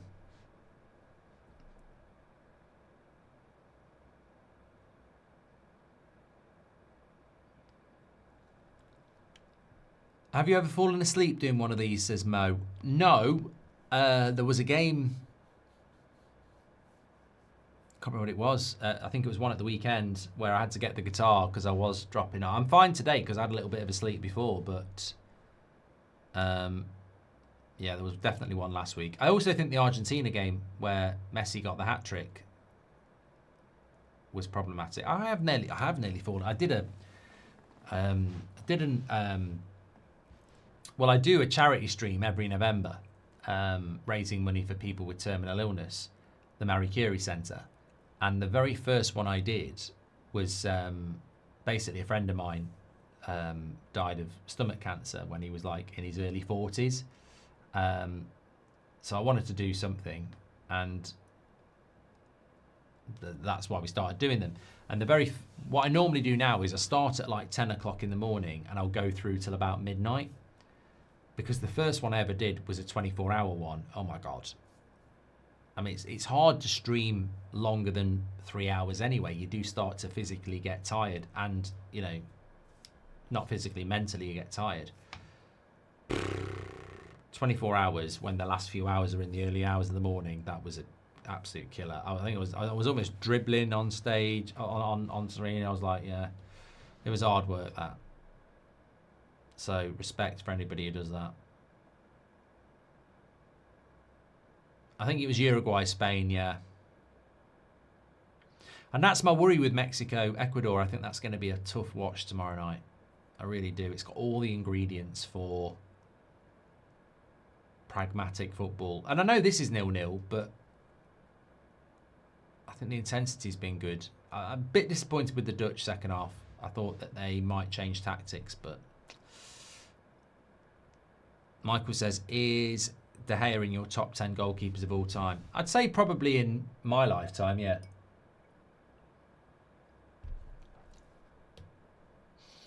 I think you'd, yeah, I think I'd find a place for De Gea in the top 10, yeah.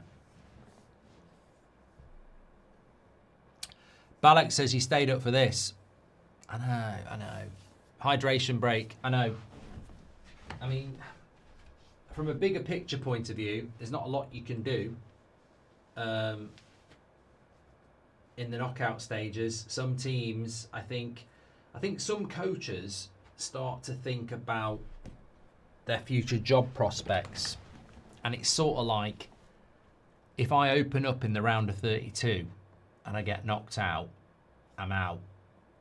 And if I'm a little bit more cautious and I'm hard to beat, you know, if we do get knocked out, it might be penalties, and I can say, well, it was only penalties. And I think a lot of teams get into that. Or you can understand the underdogs. I can understand, like, Cape Verde against Argentina parking the bus. Congo against England. Yeah, I understand that. But I think in a game like this, Morocco against Netherlands, I think if the Netherlands get knocked out, if I was Dutch, I'd go, we should have had a go, you know? I mean, he's bringing fucking Weghorst on.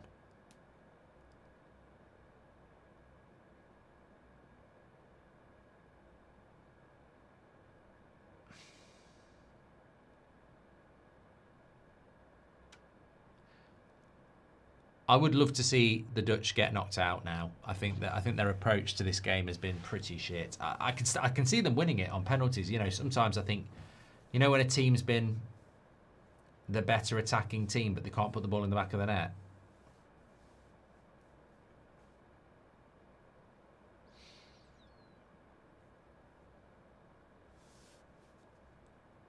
I mean, what does Weghorst bring to a team that's parking the bus?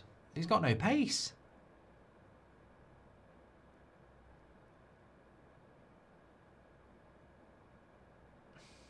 I agree with Kise. Bring on Reinders and Mallon. I mean, this look is that Coop Miners he's bringing on as well?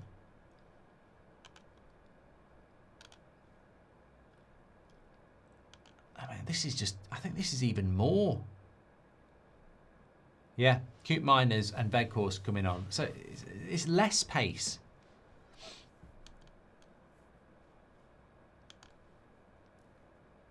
Liam, thanks for your follow. And Truist. I mean, if he takes Brobby off for Weghorst, fucking hell.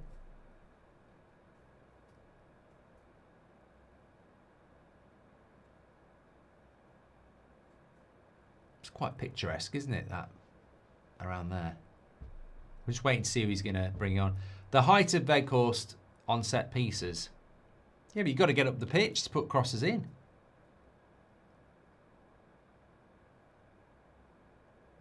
It's 4 a.m. in Zambia.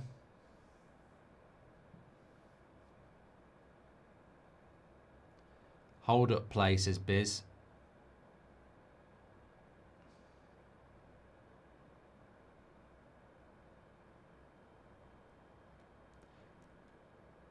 Aki is off for Cook Miner. Is he going to a back four then? Maybe he's going a little bit more attacking here. And he's took Brobby off, which I think that's a bit harsh. Weghorst for Brobby. I mean, look. There were some United fans that had this cult fetish for Weghorst. How he's still playing for the Dutch, fair play.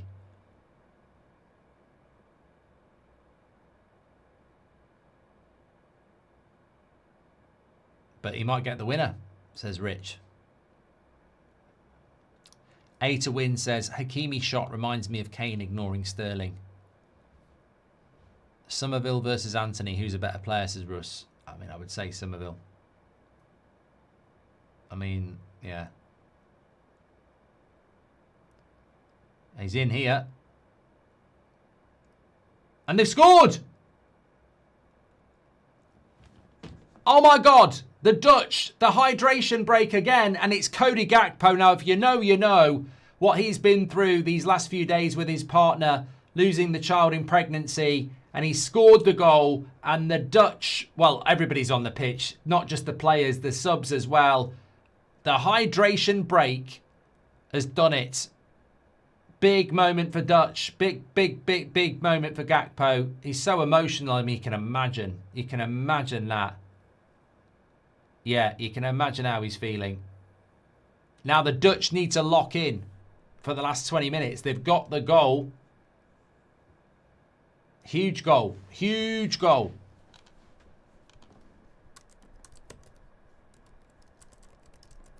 And it was that ball. Literally, we're just talking about Somerville there.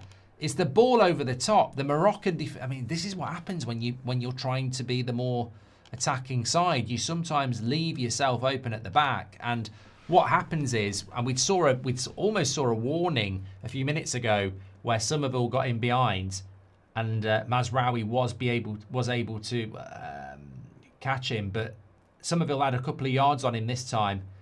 Mazraoui couldn't get back.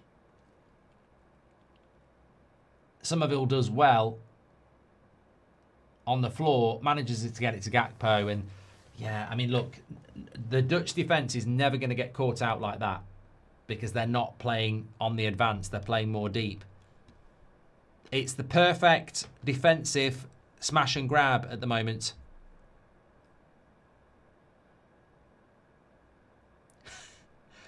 Have you heard this from...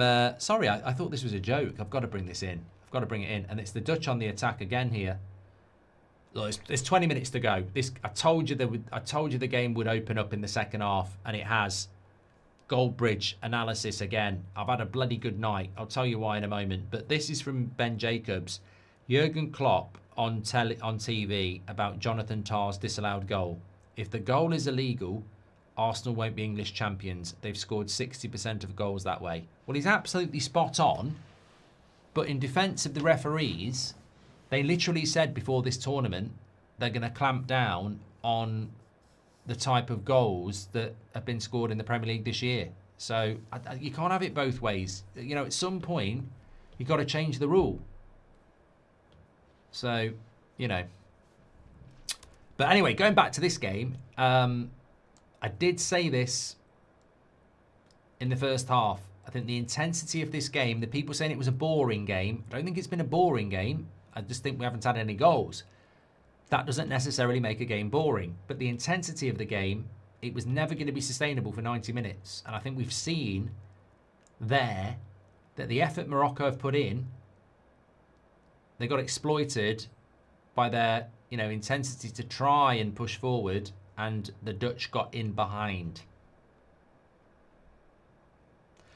Also, in the Brazil game, when they were losing 1-0 to Japan, I did say Brazil's best opportunity was to start putting crosses into the box and moving their midfield into the attack, because the Japanese midfield is quite small and Casemiro is tall. So, you can almost predict these games.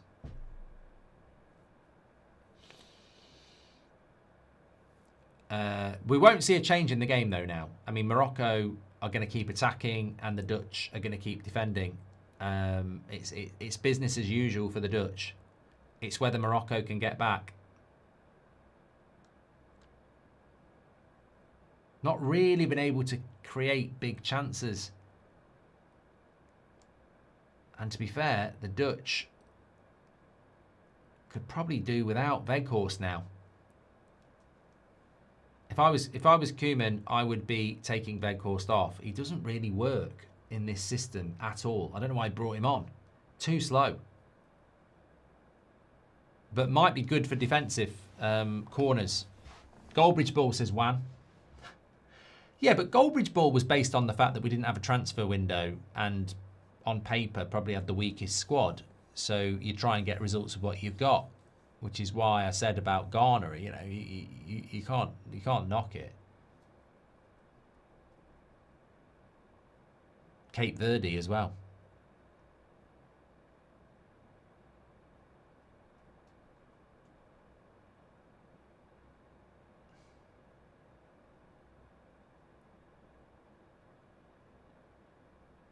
A lot of people in the chat would be happy to see Morocco go out. I prefer the team that plays the better football, to be honest.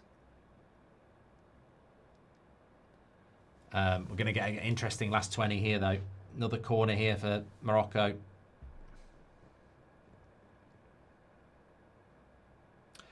Poochie says, hi, Mark. Hope you're well. That Moroccan coach does kind of look like you.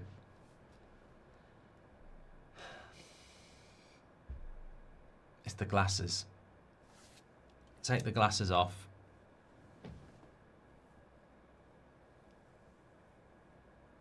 I would do streams without glasses. I just can't read the chat. I literally can't read it. There's been a deterioration in my eyesight over the last 18 months. I just can't read the chat. I need these bad boys on. And I will call them bad boys because if I call them female... Oh, a lovely cross.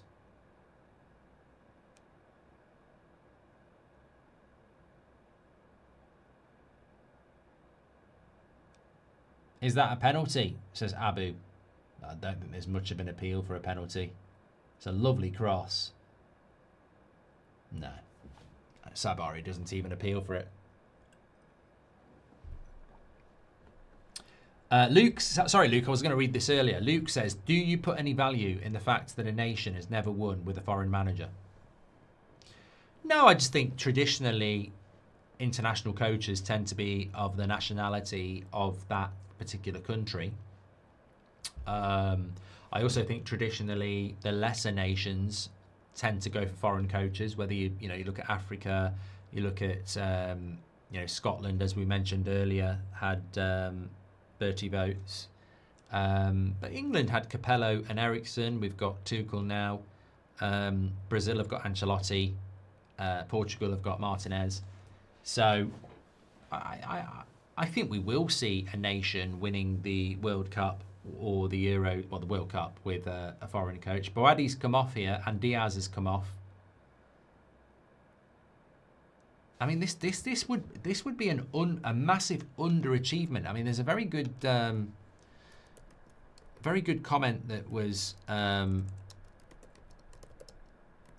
made earlier that would you even call Morocco a dark horse anymore when you look at their record in the World Cup?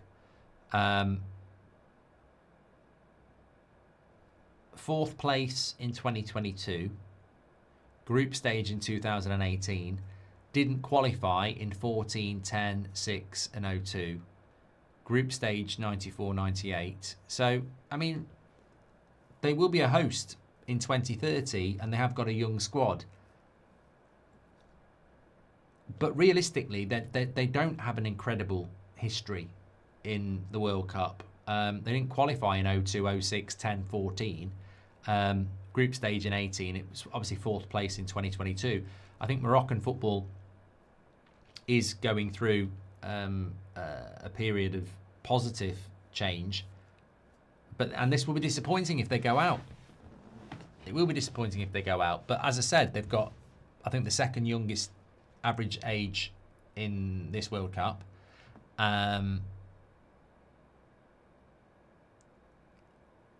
And if they do get knocked out, and they've not been knocked out yet, I'd certainly say they've played the better football, but the Dutch have done a job on them. And what did I say about the Brazil-Japan game?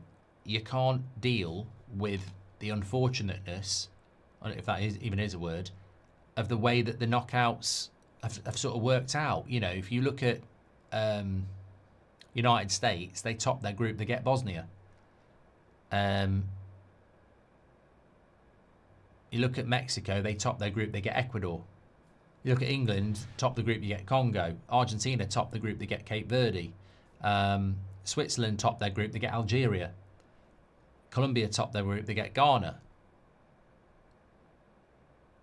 Brazil, top their group, they get Japan. And Netherlands, top their group, and they get Morocco. I mean, it's a bit unlucky for Morocco and Japan that they finish second and they get Brazil and the Netherlands. I think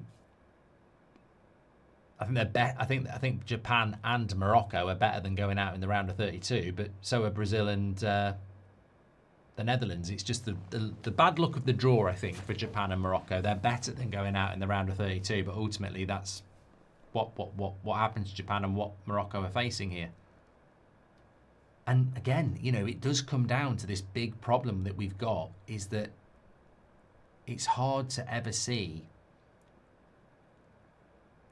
the less traditional nations becoming big in world football, because Netherlands, Brazil both go through. Japan, Morocco, if they go out, go out. It's breaking that status quo, isn't it? And psychologically, I think it helps. I think, you know, you have that sort of aura, don't you? As I said, I think Japan showed Brazil too much respect. Anyway, thank you everybody who's tuning in here. The Netherlands are heading towards a win. We've got nearly 10,000 watching on YouTube, and we've got over nearly 2,000 on TikTok. Thanks for the follow, Tomo and Gladmore and Lars. What team are you supporting, Mark? Says Detroit 7. I'm genuinely not bothered. I mean, before the goal, I would have wanted Morocco to win just because they've been more attacking. I mean, Morocco have had 65% possession, and they've been a better team to watch. I think there was a great question at half-time. Out of these two teams, or two countries, who do you think's got a better chance against France? Because I think that's the quarter-final, if everything goes to plan. I don't know. Morocco would play more offensively, but I think their defence is easier to exploit. The Dutch will be better defensively, but can they score goals? So I think France would dispatch both of them, to be honest.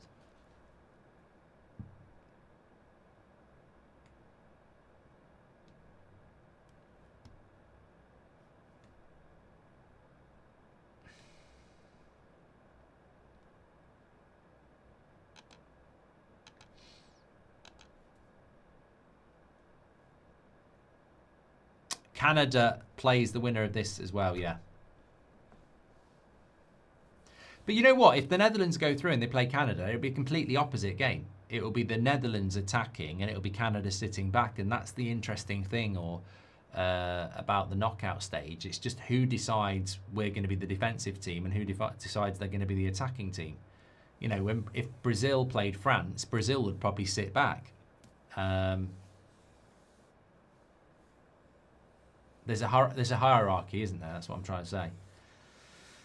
I've got to say, Morocco have had the air knocked out of them a bit here since the goal.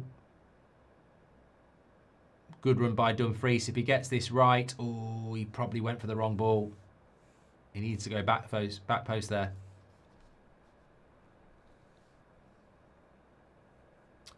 Does this matter? Says, what do you think about adding a losers bracket? Hold on a minute. We've got a 2v2 here for Morocco, but Van Dijk, very strong tackle. Does this matter? Sorry, what do you think about adding a losers bracket to the knockout stage? How would that work?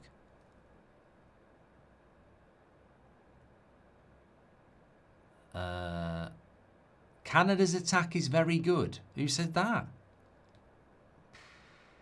It's not. It's not. Not at this level, it's not. I think Canada have done very well to get to the last 16. I think that's a good achievement for them. Anything else would be amazing. Andy Drew says, have the Netherlands become the new Croatia? What Taylor says, what do you think about the guy who predicted the Netherlands to win the whole World Cup? He very rarely gets his predictions wrong. Look, Van der Ven and Gravenberch are coming off. The best team...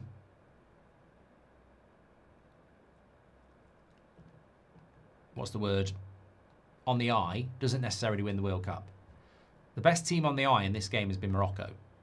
Unless you like compact, counter-attacking football. The Dutch could win the World Cup playing like this. I'd be very, very surprised, but they could do. Majid says, if you're using Botox, it's meant to remove the wrinkles. I am not using Botox, mate. I don't know why you think that. The joke would be I am using Botox. To say if you are using it, it's not working. It's not really a joke, is it? Because I'm not using it.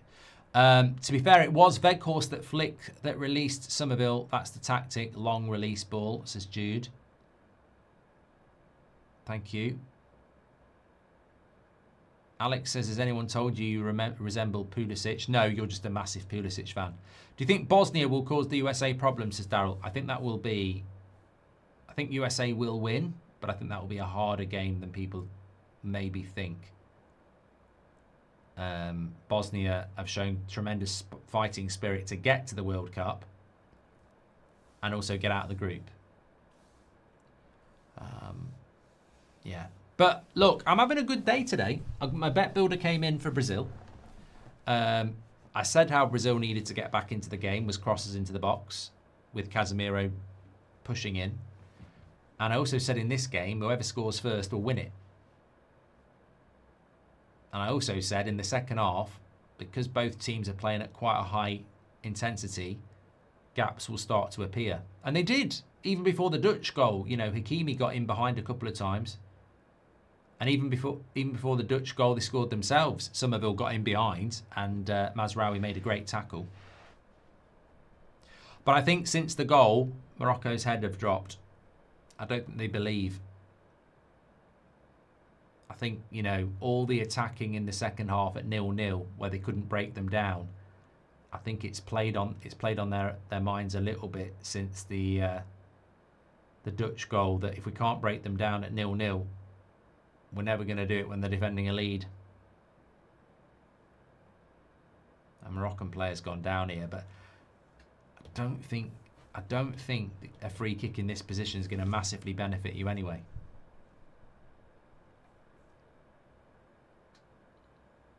I think it was a free kick, by the way.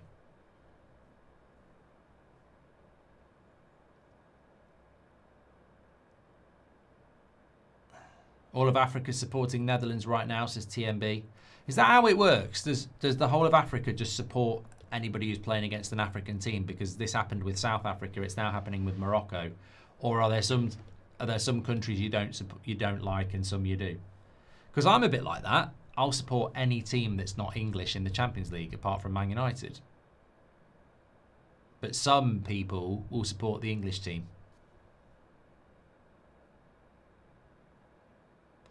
Interesting take here. Somebody said Germany couldn't deal with the heat. We do seem to have forgotten about that a little bit. It's not been mentioned as much as it was before the tournament. I mean, we are in Monterrey, Mexico here, and it is 28 degrees and it is dark.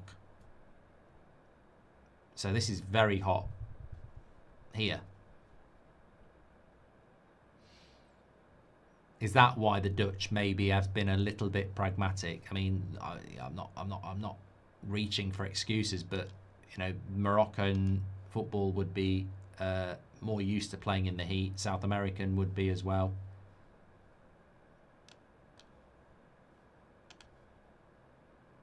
Goal, Morocco!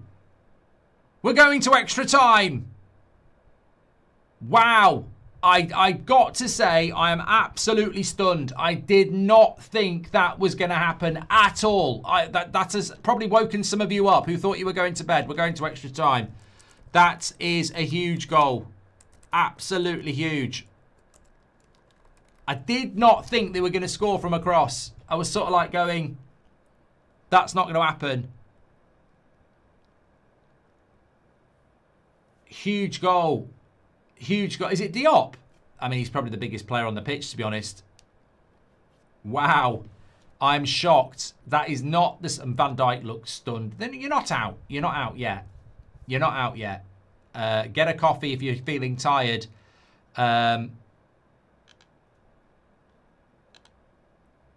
It's just bad defending. And I think it's Van Dijk. The cross comes in. Yeah, that's on Van Dijk. Van Dijk's got to deal with that.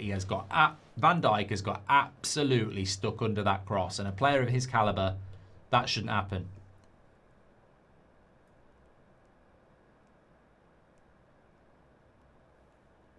That late stage in a game, you know, the one player you would think that would deal with that cross is Van Dijk. And I literally said it a couple of minutes ago. I don't think Morocco are going to score from crosses into the box, but they put Diop up there. Van Dijk makes a mistake, and we're heading towards extra time. Bonitel says it's a great ball. No, it's a good cross, but Van Dijk should deal with it. Anyone who's played at the back knows that. He doesn't even jump for the cross.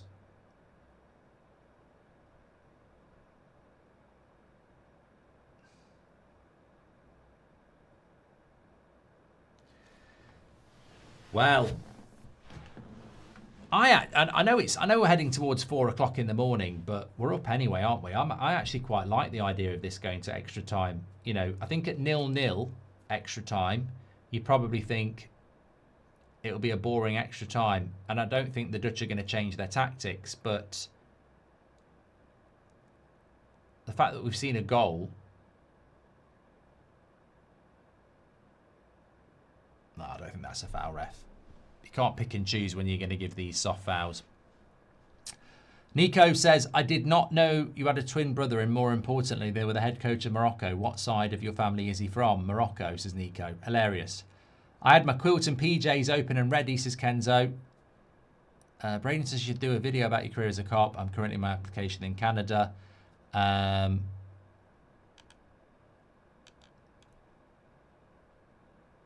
Boeing 747, Van Dijk moving like a drone, says Calicho.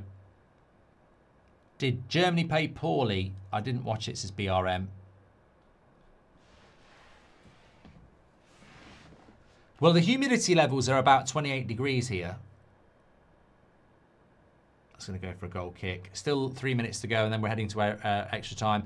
I wasn't really a fan of 48-team structure, says John, but knockout football at a World Cup is the best.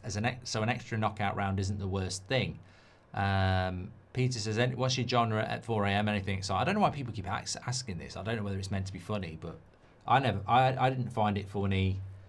You know, 100 times ago I got asked it, but whatever rocks your boat. Are you going to miss the World Cup when it's over, says Albert? I will do, yeah. I said that yesterday. Yeah, definitely will. I think it's... there's definitely a novelty value, but I think Morocco... I tell you what, I think Morocco have done really well to still be in this tournament. I genuinely thought the Dutch were going to get it done. And now I just don't know which way this is going to go. Can the Dutch do it again, or will they defend it out for penalties?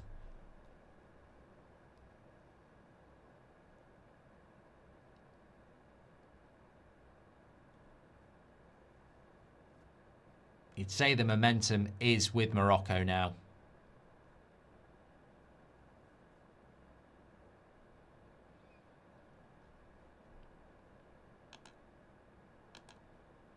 Well, we always felt it was going to go to extra time, this one, to be fair. Germany, Boston was where they played. I don't know. I mean, was it hot in Boston today? Into the box. Dutch will get rid of that. We are heading to extra time here. Boston weather. Oh, Somerville. Good tackle, Mazraoui. I thought we were going to get another late winner there.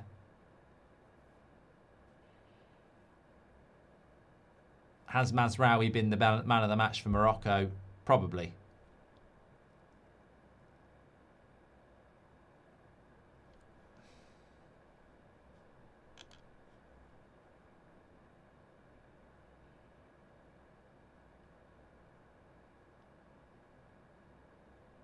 Yeah.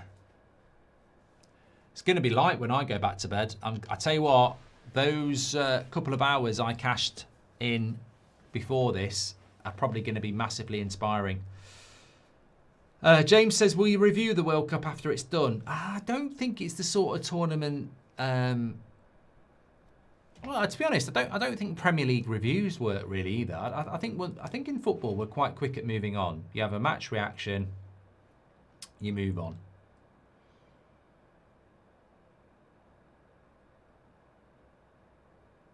I think we've moved. I think we had. When I was younger, they used to do I used to have them all: VHS, DVD, Man United review of the season, and I used to love watching them. I think we're really bad at that now.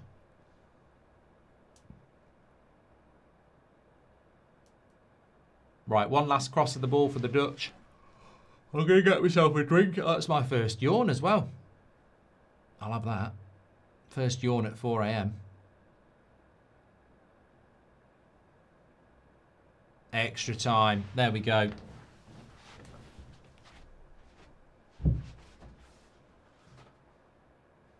Oh, you know what? If that, it's a bit of a shame. If that had finished at the right time, then I've been off to bed. Let me see if I've been playing a bit of a, Made of Stone by Stone Roses. People say you always do Oasis. I do like Stone Roses, and this is Made of Stone, I think.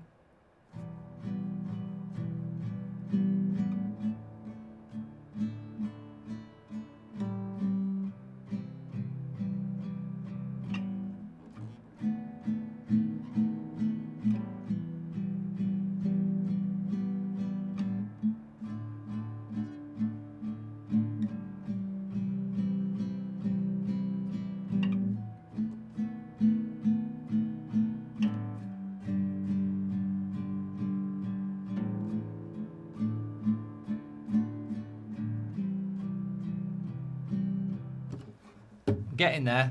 There's one chord change I'm not very good at.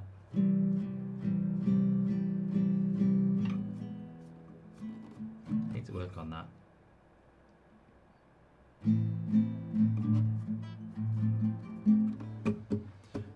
Maybe.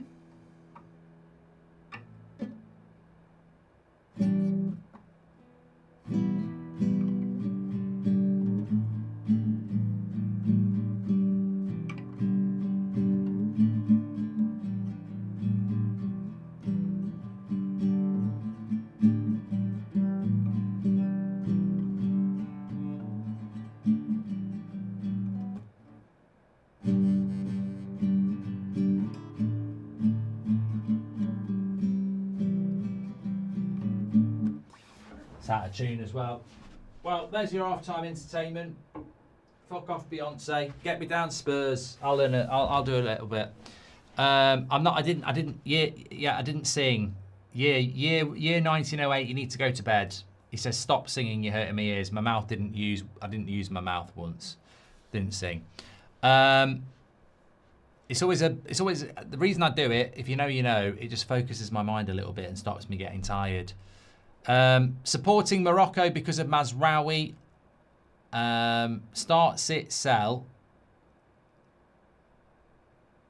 FOMO, Old Mo, or Morocco. Says Alpha. Okay. Might be a little bit late or a little bit early for that one. Are you going to review the World Cup? We've done that from James. Everyday Life Hack says, I'm supporting Morocco because of Mazraoui. Thank you very much for the follow, Quint. And Good Morning Britain will be starting in under 2 hours, Mark. Oh, don't. This is what I mean. I don't do that very well. I don't like the. Yeah, that depresses me when I think about people getting up. I mean, Gary Neville would be getting up now, wouldn't he? Mark Wahlberg is doing his morning fitness regime. If you know, you know. Yeah. I like the fact there's a lot of people in the chat who are saying it's been a very good game. I've actually enjoyed it. I think that Morocco have done. I mean, look, how many games have we had with late equalisers as well. If you think about it, late winners as well. We had a late winner in the Canada game. We had a late winner in the Brazil game. We had a late equaliser here. Obviously, Germany, Paraguay didn't. But 3 of the 4 games we've had so far have had late goals after the 90th minute. Do you think it will go to penalties? I feel like the Dutch were set up for penalties very early on.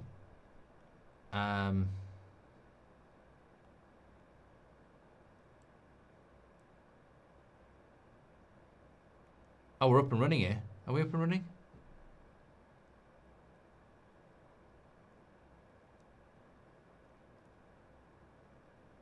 Yeah, we're up and running. Extra time. I thought we were being shown a replay. Yeah, we're up and running here. I just need to get this seconds right because we're 30 seconds in. I mean, extra time does go very quickly, of course, because it's only 15 minutes each way. And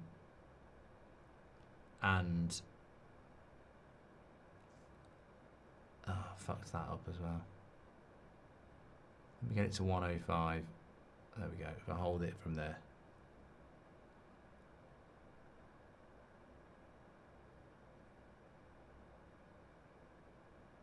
There we go. Lovely stuff. I've enjoyed the game. Yeah, I think some people, and look, we've got a lot of people that will be new converters to football or soccer, and they'll think 0-0 is the definition of a bad game of football. You're going to get a lot of games in the knockout stages that are quite tight, and I think for a 0-0 game, like I said, I think Ecuador-Mexico tomorrow might be a hard watch. I think the intensity of the game dictates whether it's a good game, and there's been I think, as I say, I think for 90 minutes that game sort of flew by. Oh God, where did that come from? But extra time, I suppose the Netherlands are probably going to keep playing the way they're going to play. And the Moroccan coach might say, let's play a little bit more pragmatic now. Might, I don't know.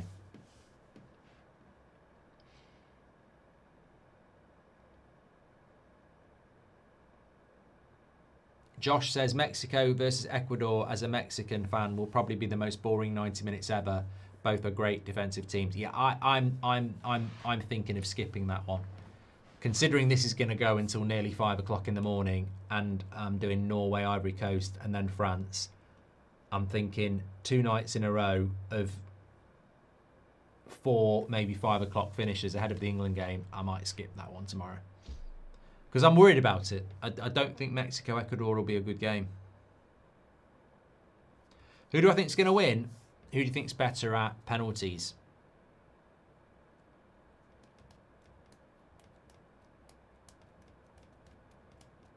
I don't know how good Bono is at penalties. I mean, I think Verbruggen looks like he's... I'd say Morocco might have the better technique penalty takers on, though. I mean, that's a very defensive Dutch side, isn't it?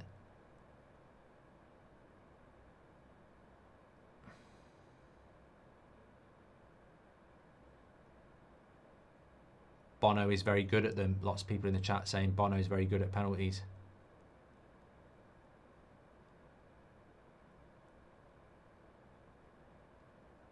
Thanks for still being up doing the game. Both to score won me $70. Are you doing Norway, Ivory Coast tomorrow? Yeah, looking forward to that one.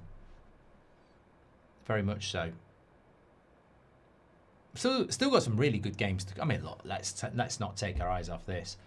I think this referee hasn't got the brief on letting the game flow, has he? He started giving loads of soft fouls.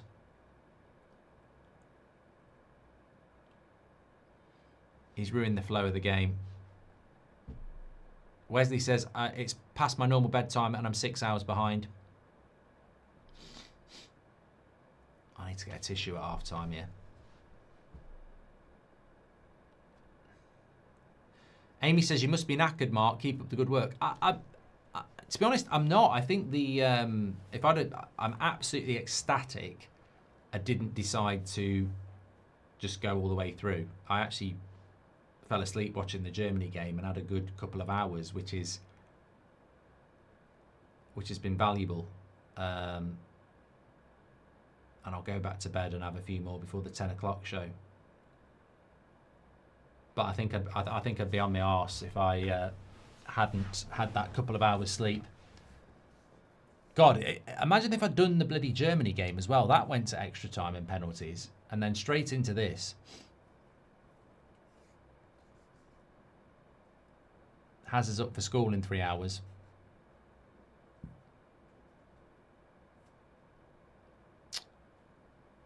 Ray says, do you like the format now, but would you like it if this was in Qatar? Is it just summer tournament you like, or would you still like it? The reason I like this World Cup better than Qatar is the officiating is very good. I like the positive changes of getting the game flowing. I like the fact that it's a summer World Cup, yes. And I prefer a 32 team. Oh, he's got to score. What a save. Oh my Christ. Oh my Christ. He cannot believe it. He cannot believe it. That save is absolutely... I mean, it's a big miss. It's brilliant play. Oh my God. It's such a good save. He goes off his knee onto his hand.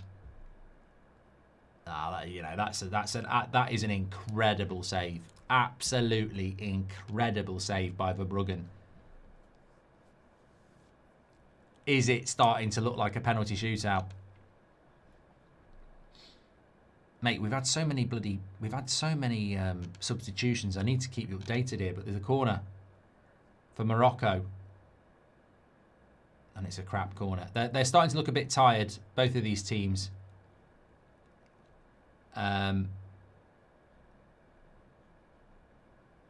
Who was it who missed? I think it was Rahimi. Yeah, I think it was Rahimi, the number 9.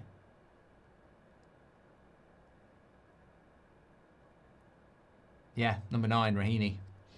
Rahimi, sorry, not Rahimi. Rahimi's a town in Dublin. Whoa, just wow, what a save, incredible. So, substitutions-wise, Hatto's on for Van der Ven. Coop Miners is on for Aki. Timber came on for Gravenberch. Weghorst came on for Brobby. In the Portuguese side, Salah Adin came on for Riyadh. Morabet came on for Boadi. Talbi came on for Alcanaz. Rahimi came on for Unahi. And Yassin came on for Diaz. Yassin is only 20 years of age and plays for Strasbourg, number 16. Rahimi's 30. I think he plays out in the Middle East. I think. Talbi is 21 at Sunderland. So they've got some young legs on the pitch. And Van Dijk does well there. I think I covered them all there, didn't I? Who else came on? Oh, Salah Adin came on for... He plays for PSV, he's 24. So as I say, this is quite a young squad, and they've made some, you know, young changes. But it was the 30-year-old Rahimi who should have scored. What a save. You've got to score that chance, by the way. Brilliant save. Thanks for the follow, Abdi and Kev and Keegan. And if you're on YouTube, please do subscribe. Bottom right-hand corner, cracking World Cup tie here. Let us know where you're watching from as well.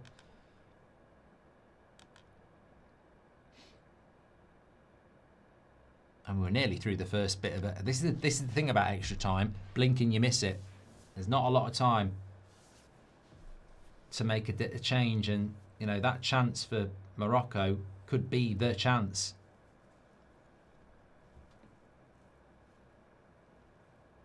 Nearly 10,000 watching at 4:15 in the morning. Thank you so much, everyone. Loads of people giving us a follow on TikTok as well. It's 6 a.m. in Malta.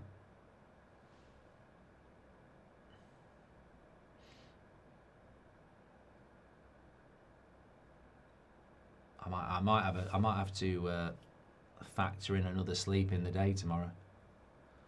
I don't like doing it, but I like these hour and a half power naps now.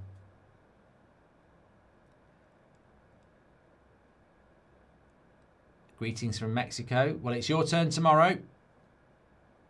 Forza's just woken up. How's the game? It's been good. I mean, to be honest, it's not a bad time to get up and start watching it. Catch the last 20 minutes and penalties.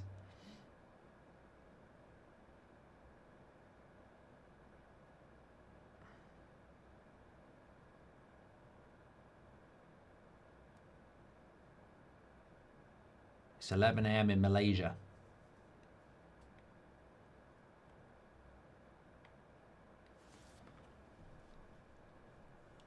Ashi says, "Are you entertained? Brilliant save. It was.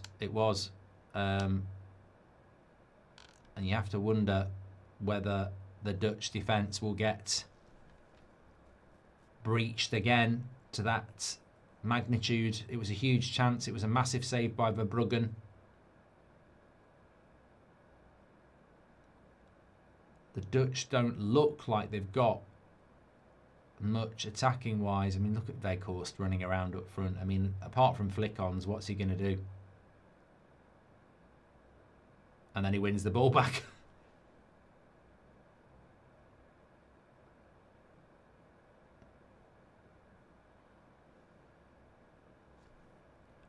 Dutch goalkeeper is contender for the Golden Glove. Thoughts? Oh, he's made some good saves in this game. Oh, he handled it there. He handled it there. I wondered what that was pulled up for. I was going to say, it can't be a bloody foul.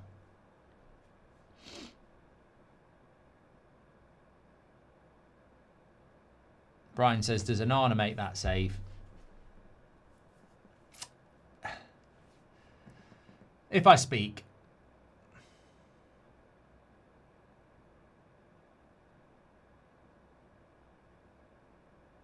Morocco on the attack. Only 3 minutes to go till we're halfway through extra time.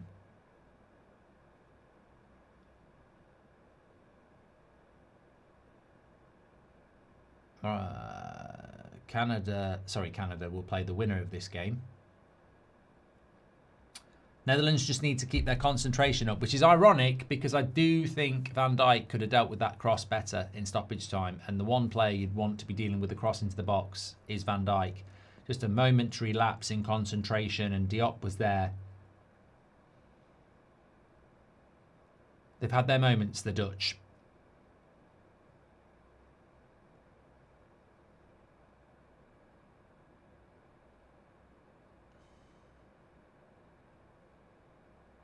Can Weghorst take a penalty?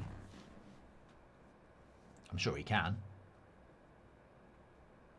Who do I think will win the shootout? I just feel like Verbruggen's made some big saves in this game. He's probably man of the match for the Dutch. So you do want that going into a penalty shootout.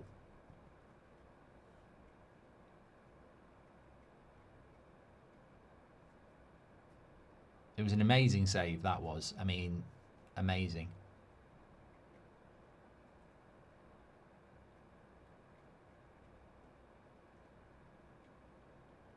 But a lot of people are saying that Bono is a very good goalkeeper at penalties.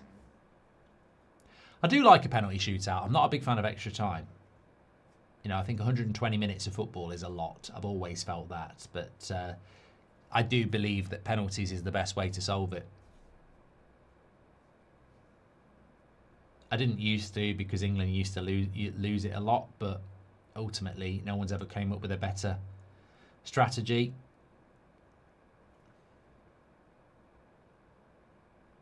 Oh, God, these soft fouls have come back again, haven't they? Yeah, this ref's shit. We've got rid of these types of fouls and they've crept back in again. You know, the ones where the player just sees the contact come in and goes, oh, I'm going to fall over.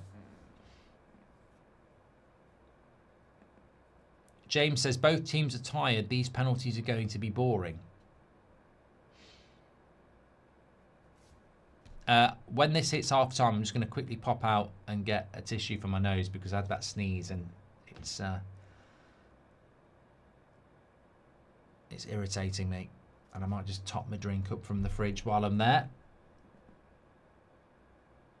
Yeah.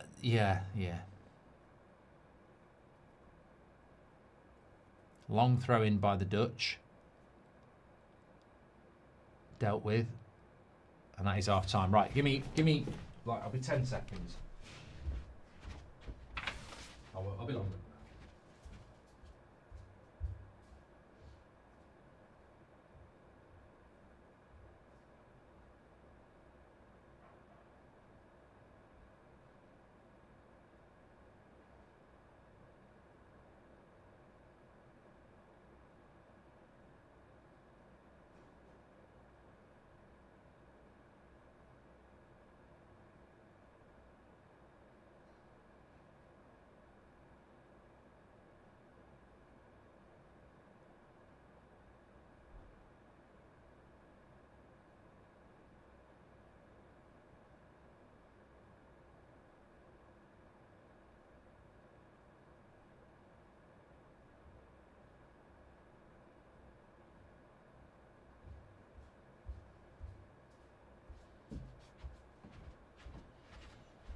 Here we go. Don't worry, the tissue's not in anticipation for the penalty shootout. I can contain myself. It's because I had a bit of a random sneeze and my nose suddenly went a bit congested. There we go. Man of the match for Morocco, I would say Mazraoui. Man of the match for the Dutch, I would say Verbruggen.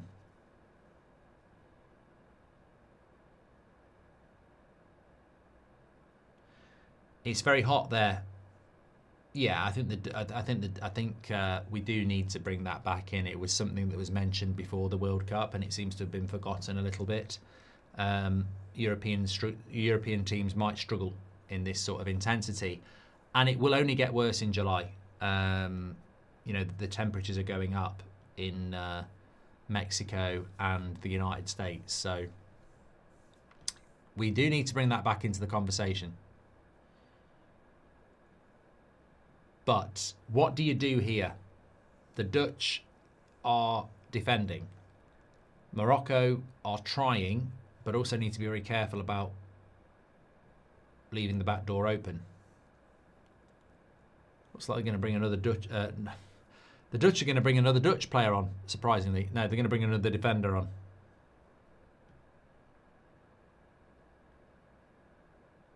I'm just getting the clock ready here, so I'm ready.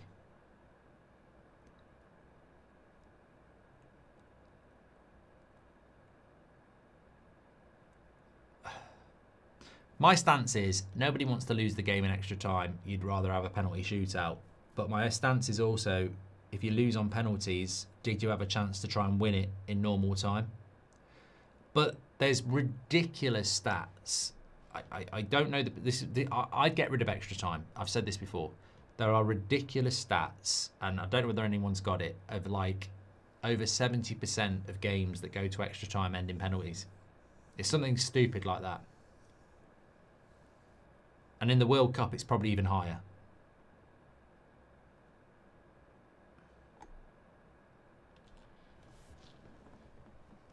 I wonder. Actually, we can probably get the stats on that.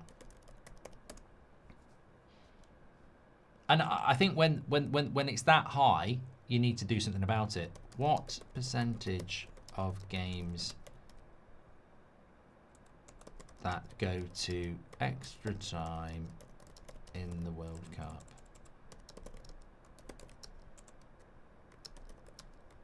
Up with a penalty shootout.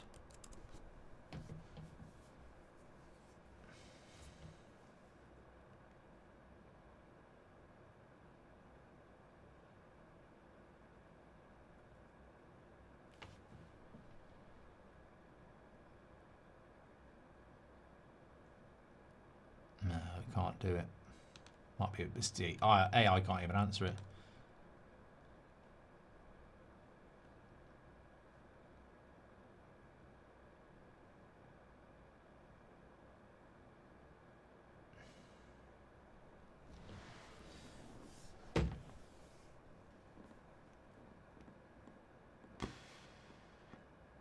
Another free kick. It's been a very stop-start game.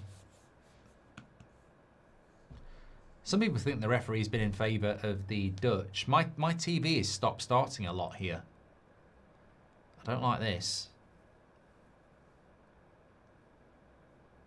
Oh God, it's just gone.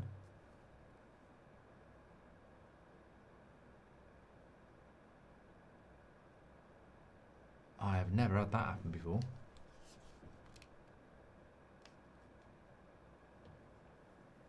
Oh, don't do that to me now. I've stayed up all night for this.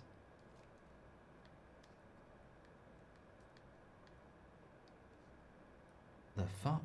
It's just mine. 1 minute. That must be the main box.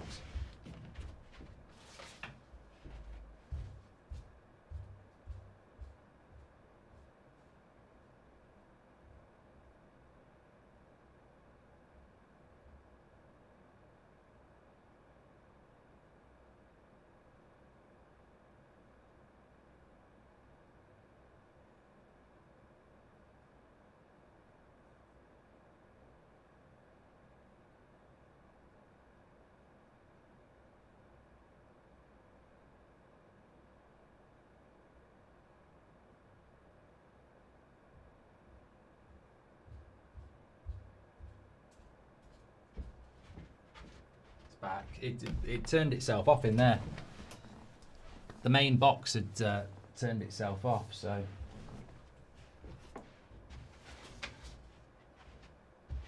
that's what happens. I think the main box at 4 AM says I'll have a couple of hours rest and I'll shut down. Those shorts are fire. They're not shorts. The pajama shorts.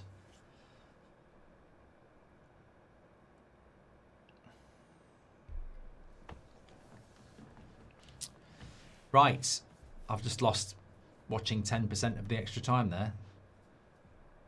Thanks for the follow, Cam. We've had nearly 500 new followers on TikTok. Thanks everybody who's tuning in. Any Moroccans here? Says Pink.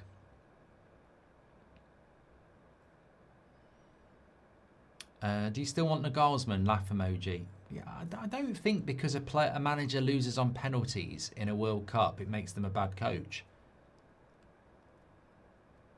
And I don't want Nagelsmann now. I don't want Tuchel now. I don't want Iriola now because we've got Carrick. So that conversation is over.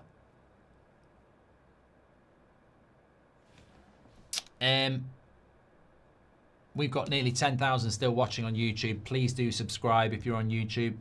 Pineapple, thanks for the follow on TikTok.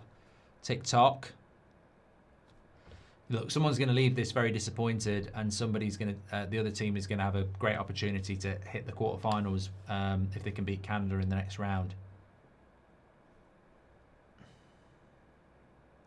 Zabar says extra time games that end up in penalties is 50%. And the Dutch are bringing another defender on here. I think, is he literally playing for penalties here?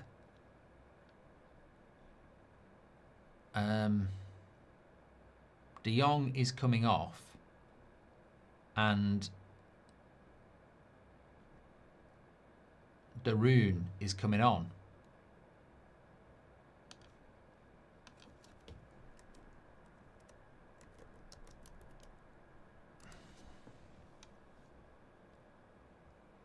He's a DM, De Roon.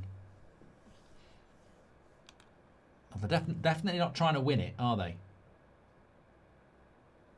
I wonder if he'll do a Van Gaal and take his goalkeeper off for penalties. Remember that in 2014?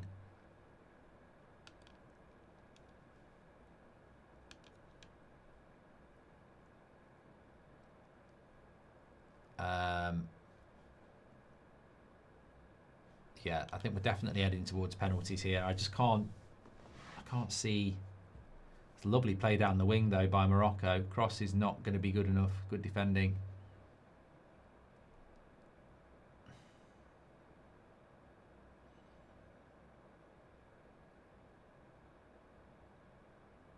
It's just whether that one chance can be created. The referee is just giving every bloody soft foul now. He's so bad. I feel like I need to shout this referee out just so we know who he is.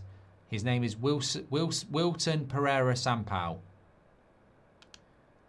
And he's had a lot of shout outs in this live chat, and not necessarily for good reasons.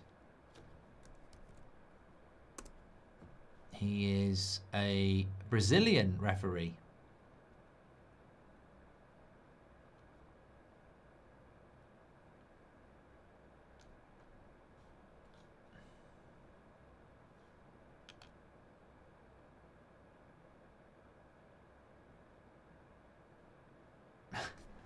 Maz says, if you want Morocco to win, you just need Bono to have a perfect day.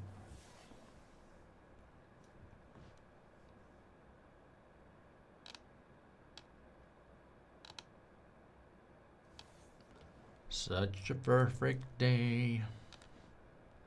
Drink sangria in the park. And then later, when it gets dark, we go home.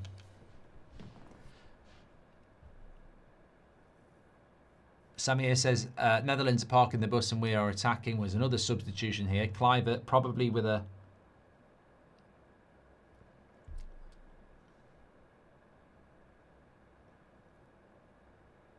Well, Gakpo won't be taking a penalty. He's coming off.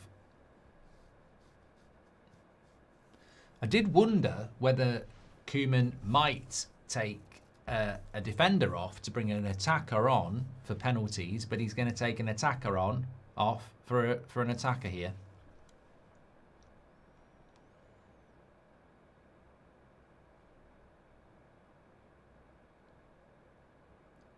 AI, 1 in 5 matches end in penalties. Missed my super chat. There's Albert. Well, that's not right. 1 in 5 matches go to penalties out of extra time. Well, I don't watch the 4 where it gets won in extra time very often. Lisa's got a scratchy behind, if anyone's got a cure for that. Class says it's 1 AM in Newfoundland.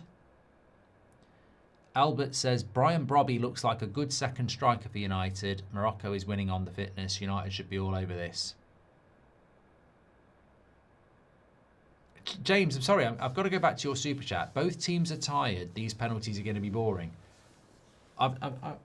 Tiredness has never been something I associate with a bad penalty shootout. I mean, it's literally take a couple of steps and shoot.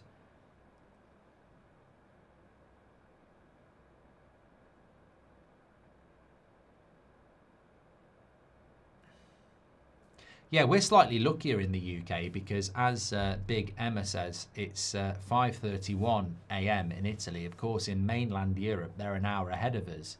So the 2 o'clock in the morning kickoffs are actually 3. And that hour can make a difference. That's a lovely cross, but the Dutch have defended them all night, apart from the one time.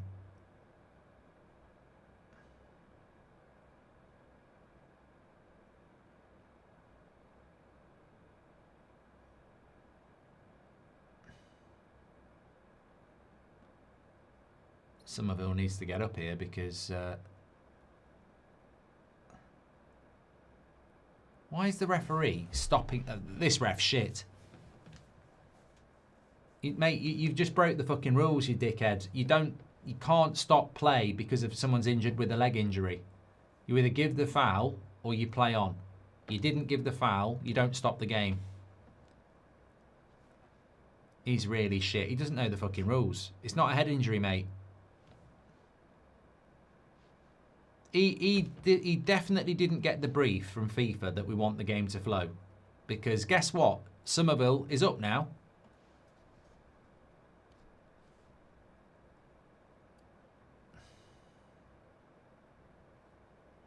Yeah, never let this guy have never let him near the effort. The PJMOL will be scouting him. Howard Webb will be like there with a box of tissues going, we need this guy in the Prem. He stops the game all the time. Seedorf looks a bit pissed. I don't think this, in the traditions of Dutch football, I don't think this is very Dutch.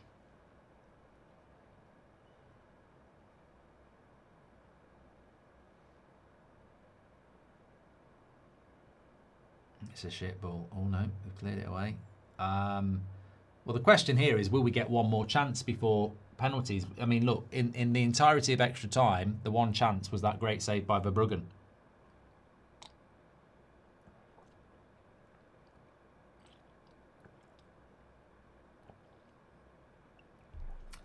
I actually feel like staying up now. No, I'll have a couple of hours.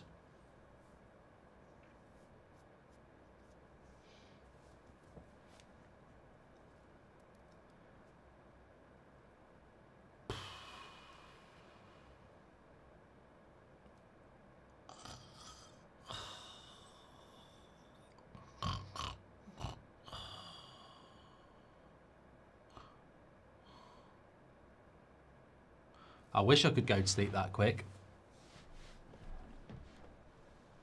Well, I've got a mate, right? We were on holiday.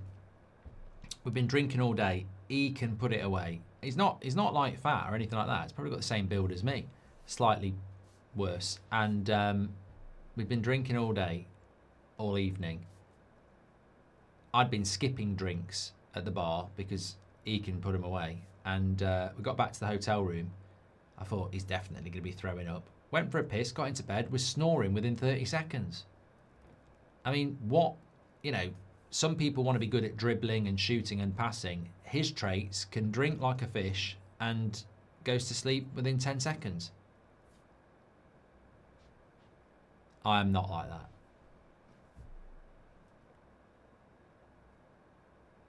You know, some people go, oh, I'm asleep the second my head hits the pillow. Not me.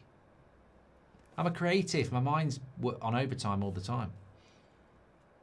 If I was to fall asleep with you like here, I'd be like this for about 10 minutes. I shouldn't do this because some of you will be really tired. I'd be like this.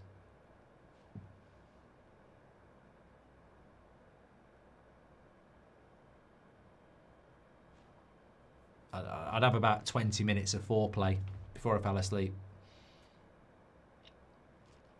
Still got a minute left. This is going to penalties. I'm filling time here. It's a good tip though for the if you get the chance and you want to stay up for a 2 o'clock in the morning game. It's a good tip. Definitely try and get a couple of hours. It's not long enough that you feel exhausted when you get up, but it's not short enough that it's a waste of time.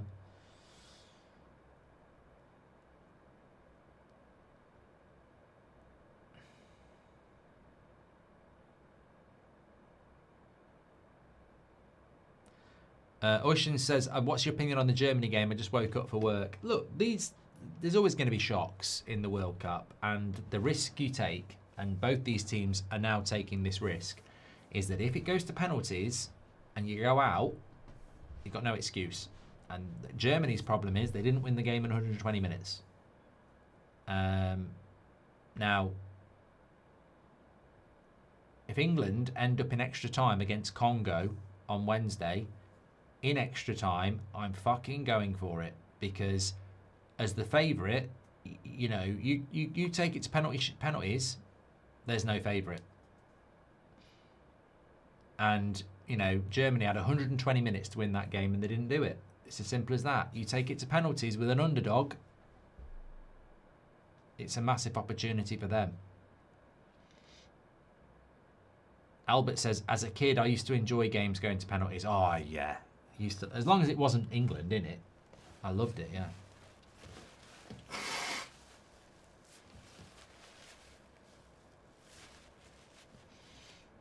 Oh, head injury. Sabari.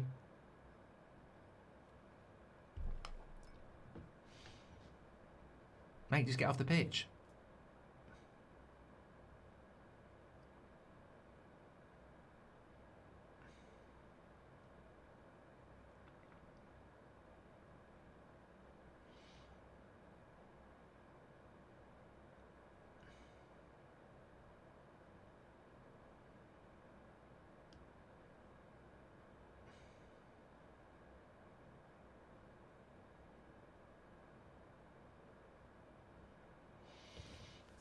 don't think it's going to make a massive difference because I think the ref's going to blow pretty quickly anyway. They are down to 10 men momentarily. There's the ball over the top. Oh, I tell you what, defender's done really well there. And it's a throw into Morocco.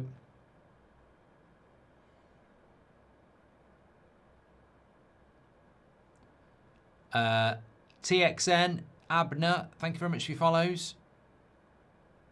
I think Morocco go through. Well, penalty shootout. I'm not standing up because I'm nervous. I'm standing up just to stretch my back out. Penalty shootout. Let's go.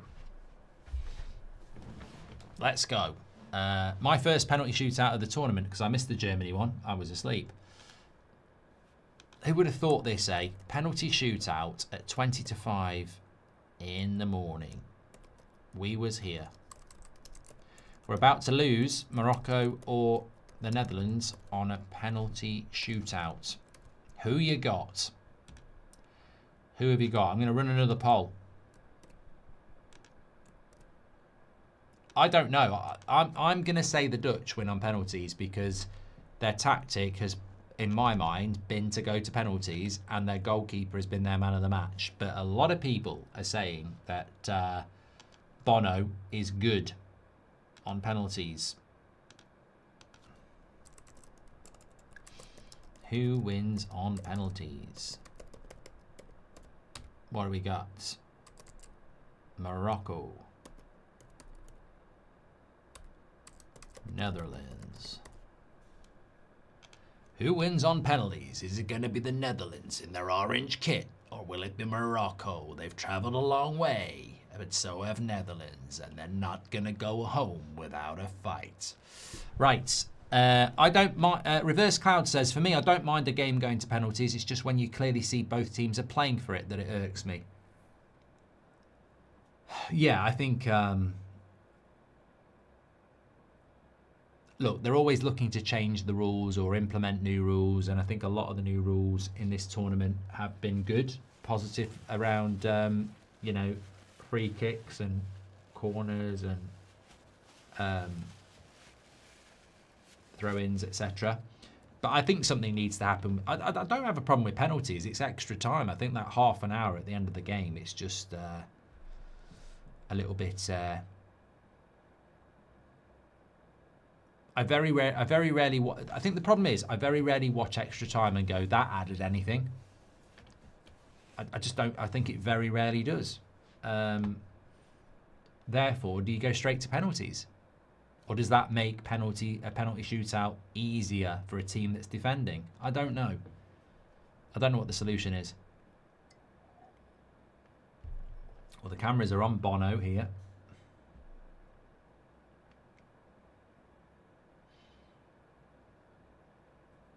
I think they're praying, aren't they, Moroccan?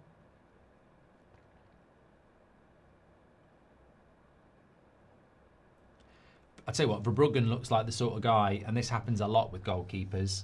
I think Verbruggen is looking like he's very relaxed here. He's looking like a coach that's a goalkeeper that knows this is his moment. I can't believe this. We're actually going up on viewers. We're heading towards 12,000 people watching, which is incredible, at 4:42 a.m. Thank you wherever you're watching from. Make sure you're clicking subscribe in the bottom right hand corner if you're on YouTube. Thank you very much. And big shout out to everybody on TikTok who's given us a follow, like MHD, and a lot of people are getting stressed. Genuinely, I'm just enjoying this, enjoying the World Cup. I think, to be fair, let me stop this clock because it's an irritant. I think, to be fair, Canada, South Africa was a hard watch. Brazil, Japan was a good game. I didn't watch Germany, Paraguay. And I think this has been a good game. I don't think the problem with this game is anything to do with the game. I think extra time is just a bit of a drag sometimes. But I think it's been a good knockout game, and it's probably the right way to solve it, really. Although, look, Morocco have had 70% possession. They've had more shots. I mean, Morocco have definitely been the more attacking team. Netherlands, if they go out, I don't think they can have any excuses. They played more defensively. If Netherlands go through, the tactic worked. If Morocco go out, I think they might look at that big chance in extra time. That was the moment for me.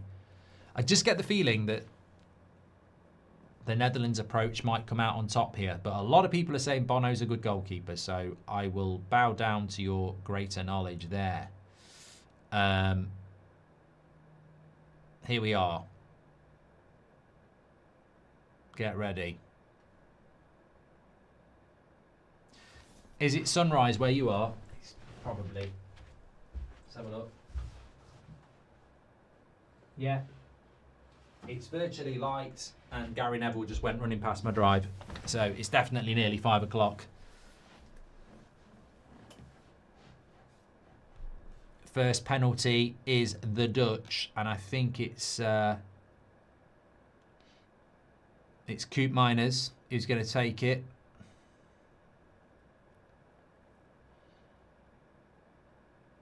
And he's took it. I tell you what, he's took it well because the keeper went the right way. That was a good penalty. It was a very good penalty by the Dutch. Pressure. Pressure.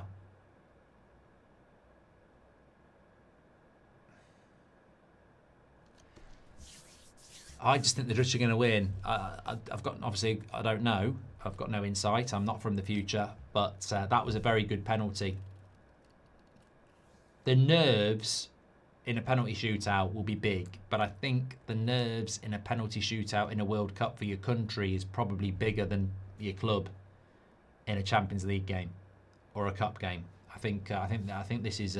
He looks nervous as well, this lad. Yeah, he does look nervous, and he's missed. Yeah, it's a terrible penalty. You could see it. He really did look nervous. It's a shame for him. 24 years of age.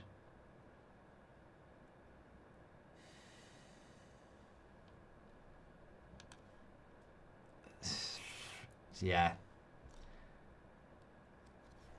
Well, Bono needs to start producing something here. Is it Kluivert coming up next for the Dutch?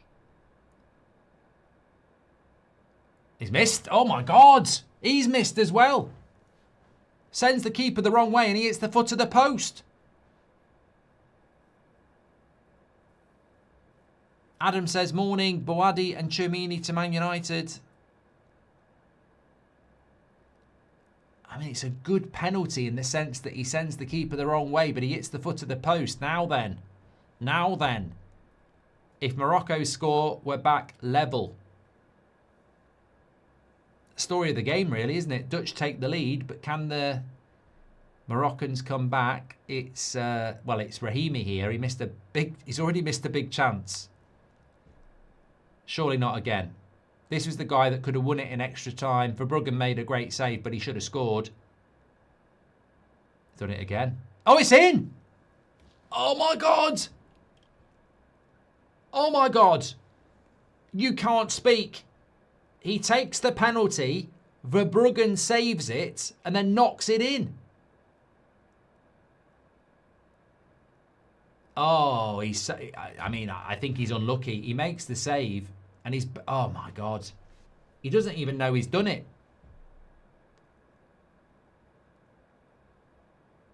He doesn't even know he's done it. He makes the save. The ball goes a little bit behind him, and as he's moving, he moves his foot and knocks it in. Pressure, what pressure, says James. Slow Sports News says, I had a mate that never slept. Morocco on stats should have dominated and won this game, but on penalties the Netherlands go through. I don't know why I'm getting a bit croaky here.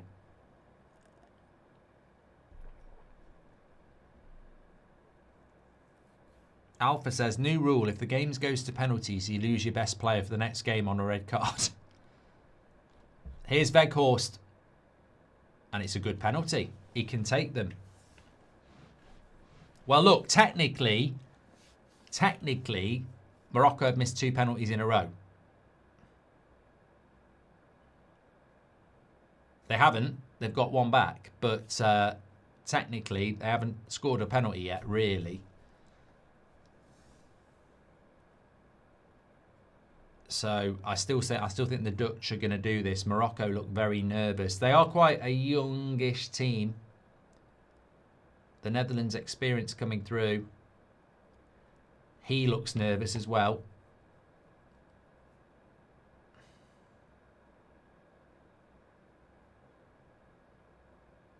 It's a good penalty. It's a good penalty.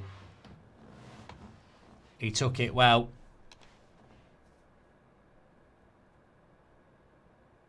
Only 21, plays for Sunderland. Tailbeat.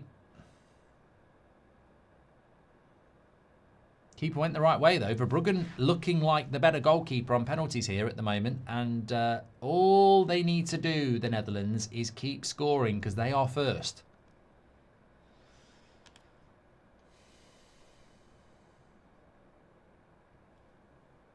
Timber. Not the Arsenal Timber, his brother.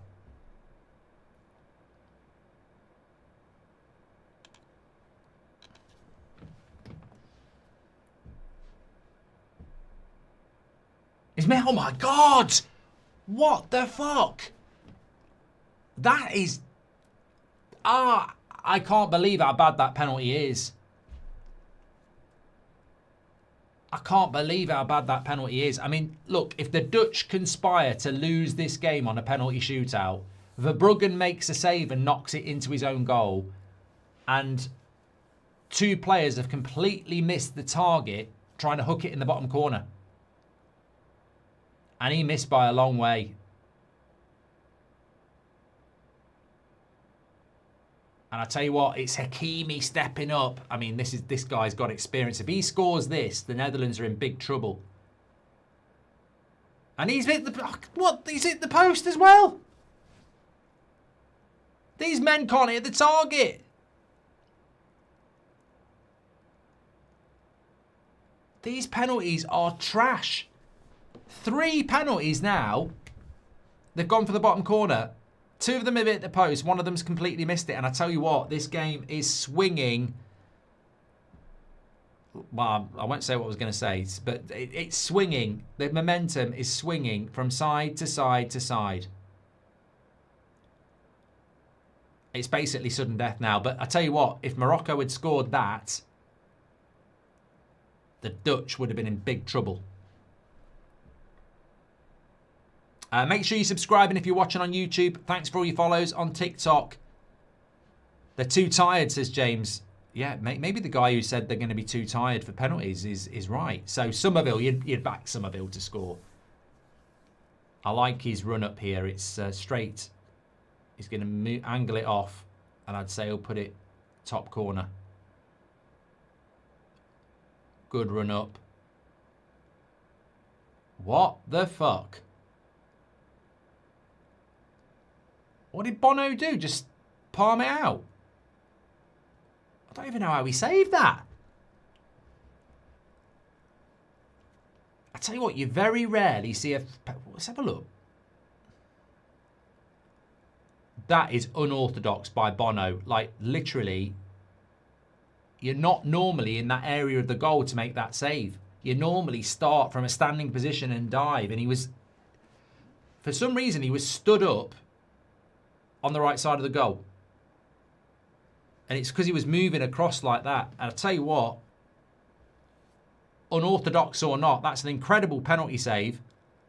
You never normally stood up in that area of the goal on a penalty shootout because you're normally diving. And if Morocco score this, they're through! Well, there we go. Morocco are going through and the Netherlands are going home. And look, in the context of the game, the better attacking side has won it. But the Netherlands are going to be looking at that and going, wow, what I'm going to say about the Netherlands is this. You attack, you defended for most of the game. You got the penalty shootout, and then you were shit at penalties. So I don't really understand. I think Koeman probably has to go. Yeah, Weghorst is crying. I tell you what, I've critiqued everybody who's gone out of this World Cup so far. I spoke about South Africa last night. I spoke about Japan.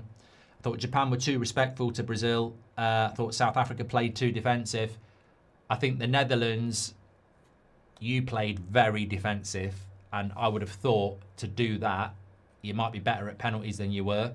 It's a self-inflicted wound by the Dutch, really. The approach to the game was way too pragmatic. You didn't attack enough.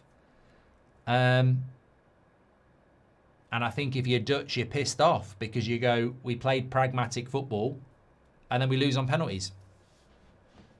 Whereas from Morocco's point of view, I think they tried to play the right way. They came back from behind. They had a massive chance to win it in extra time. It was a great save by Verbruggen.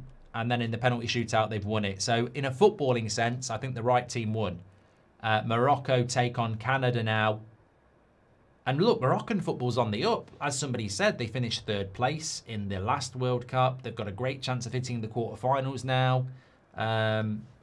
Dutch football, again, you know, I thought they had a decent squad, but their style wasn't great, really. So I think the right team won. And I've got to say as well, massive shout out to the chat in extra time who was saying Bono's a brilliant goalkeeper, because I tell you what, you very rarely see a situation, if I'm the goalkeeper, I'm centre of goal, and I gamble, and I dive, so I'm low. He was doing this thing where he's moving side to side, standing up. So when Somerville takes that penalty and it goes in this corner, because he's moving standing up, he just palms it away. Normal goalkeeper, you would dive, you wouldn't be able to get that high. I think it's a fantastic save. Very unorthodox, but it worked. It worked. So yeah, fair play to Morocco. I'm not getting emotional with my throat. I think I've got some allergy thing. Yes, yeah, and look, from a purely selfish point of view, obviously Mazraoui plays for Man United, so it's nice. But from a purely selfish point of view, I'll rather Morocco go through than the Netherlands because of the style of football that was played. Morocco had 70% possession. They had more shots. They played better football. The Dutch were pragmatic. I would rather Morocco go through. So well done to them. Canada, Morocco. I think Morocco win that. It'd be a huge result for Canada if they could do it. But it'd be an interesting one as well. Okay, it is sleep time now. Although I don't actually feel that tired now. Thank you so much for tuning in. I've really enjoyed it. We've had nearly 12,000 people watching on YouTube and nearly over 2,000 people watching on TikTok. Lots of people saying they've enjoyed it. Well, it's been enjoyable because of you, good people. Thank you so much. We are back for Ivory Coast against Norway at 6 o'clock tonight. And then France against Sweden at 10 o'clock tonight. Will we get a shock? Well, I don't think we'll get a shock in Norway or Ivory Coast because it's tough to call. But we did pick out Morocco Netherlands as one of the games of the knockout round, and it did deliver. I think it was very good. My only thing is, how did 3 people take a penalty and drag it wide? But big result for Morocco, and I'll speak to you tomorrow. Make sure you subscribe on your way out. Get involved with this amazing World Cup community that we've got going on, and I'll speak to you a little bit later. I am on the United Stand at 10 o'clock, which is not that far away, is it? So speak to you in a bit. Take care.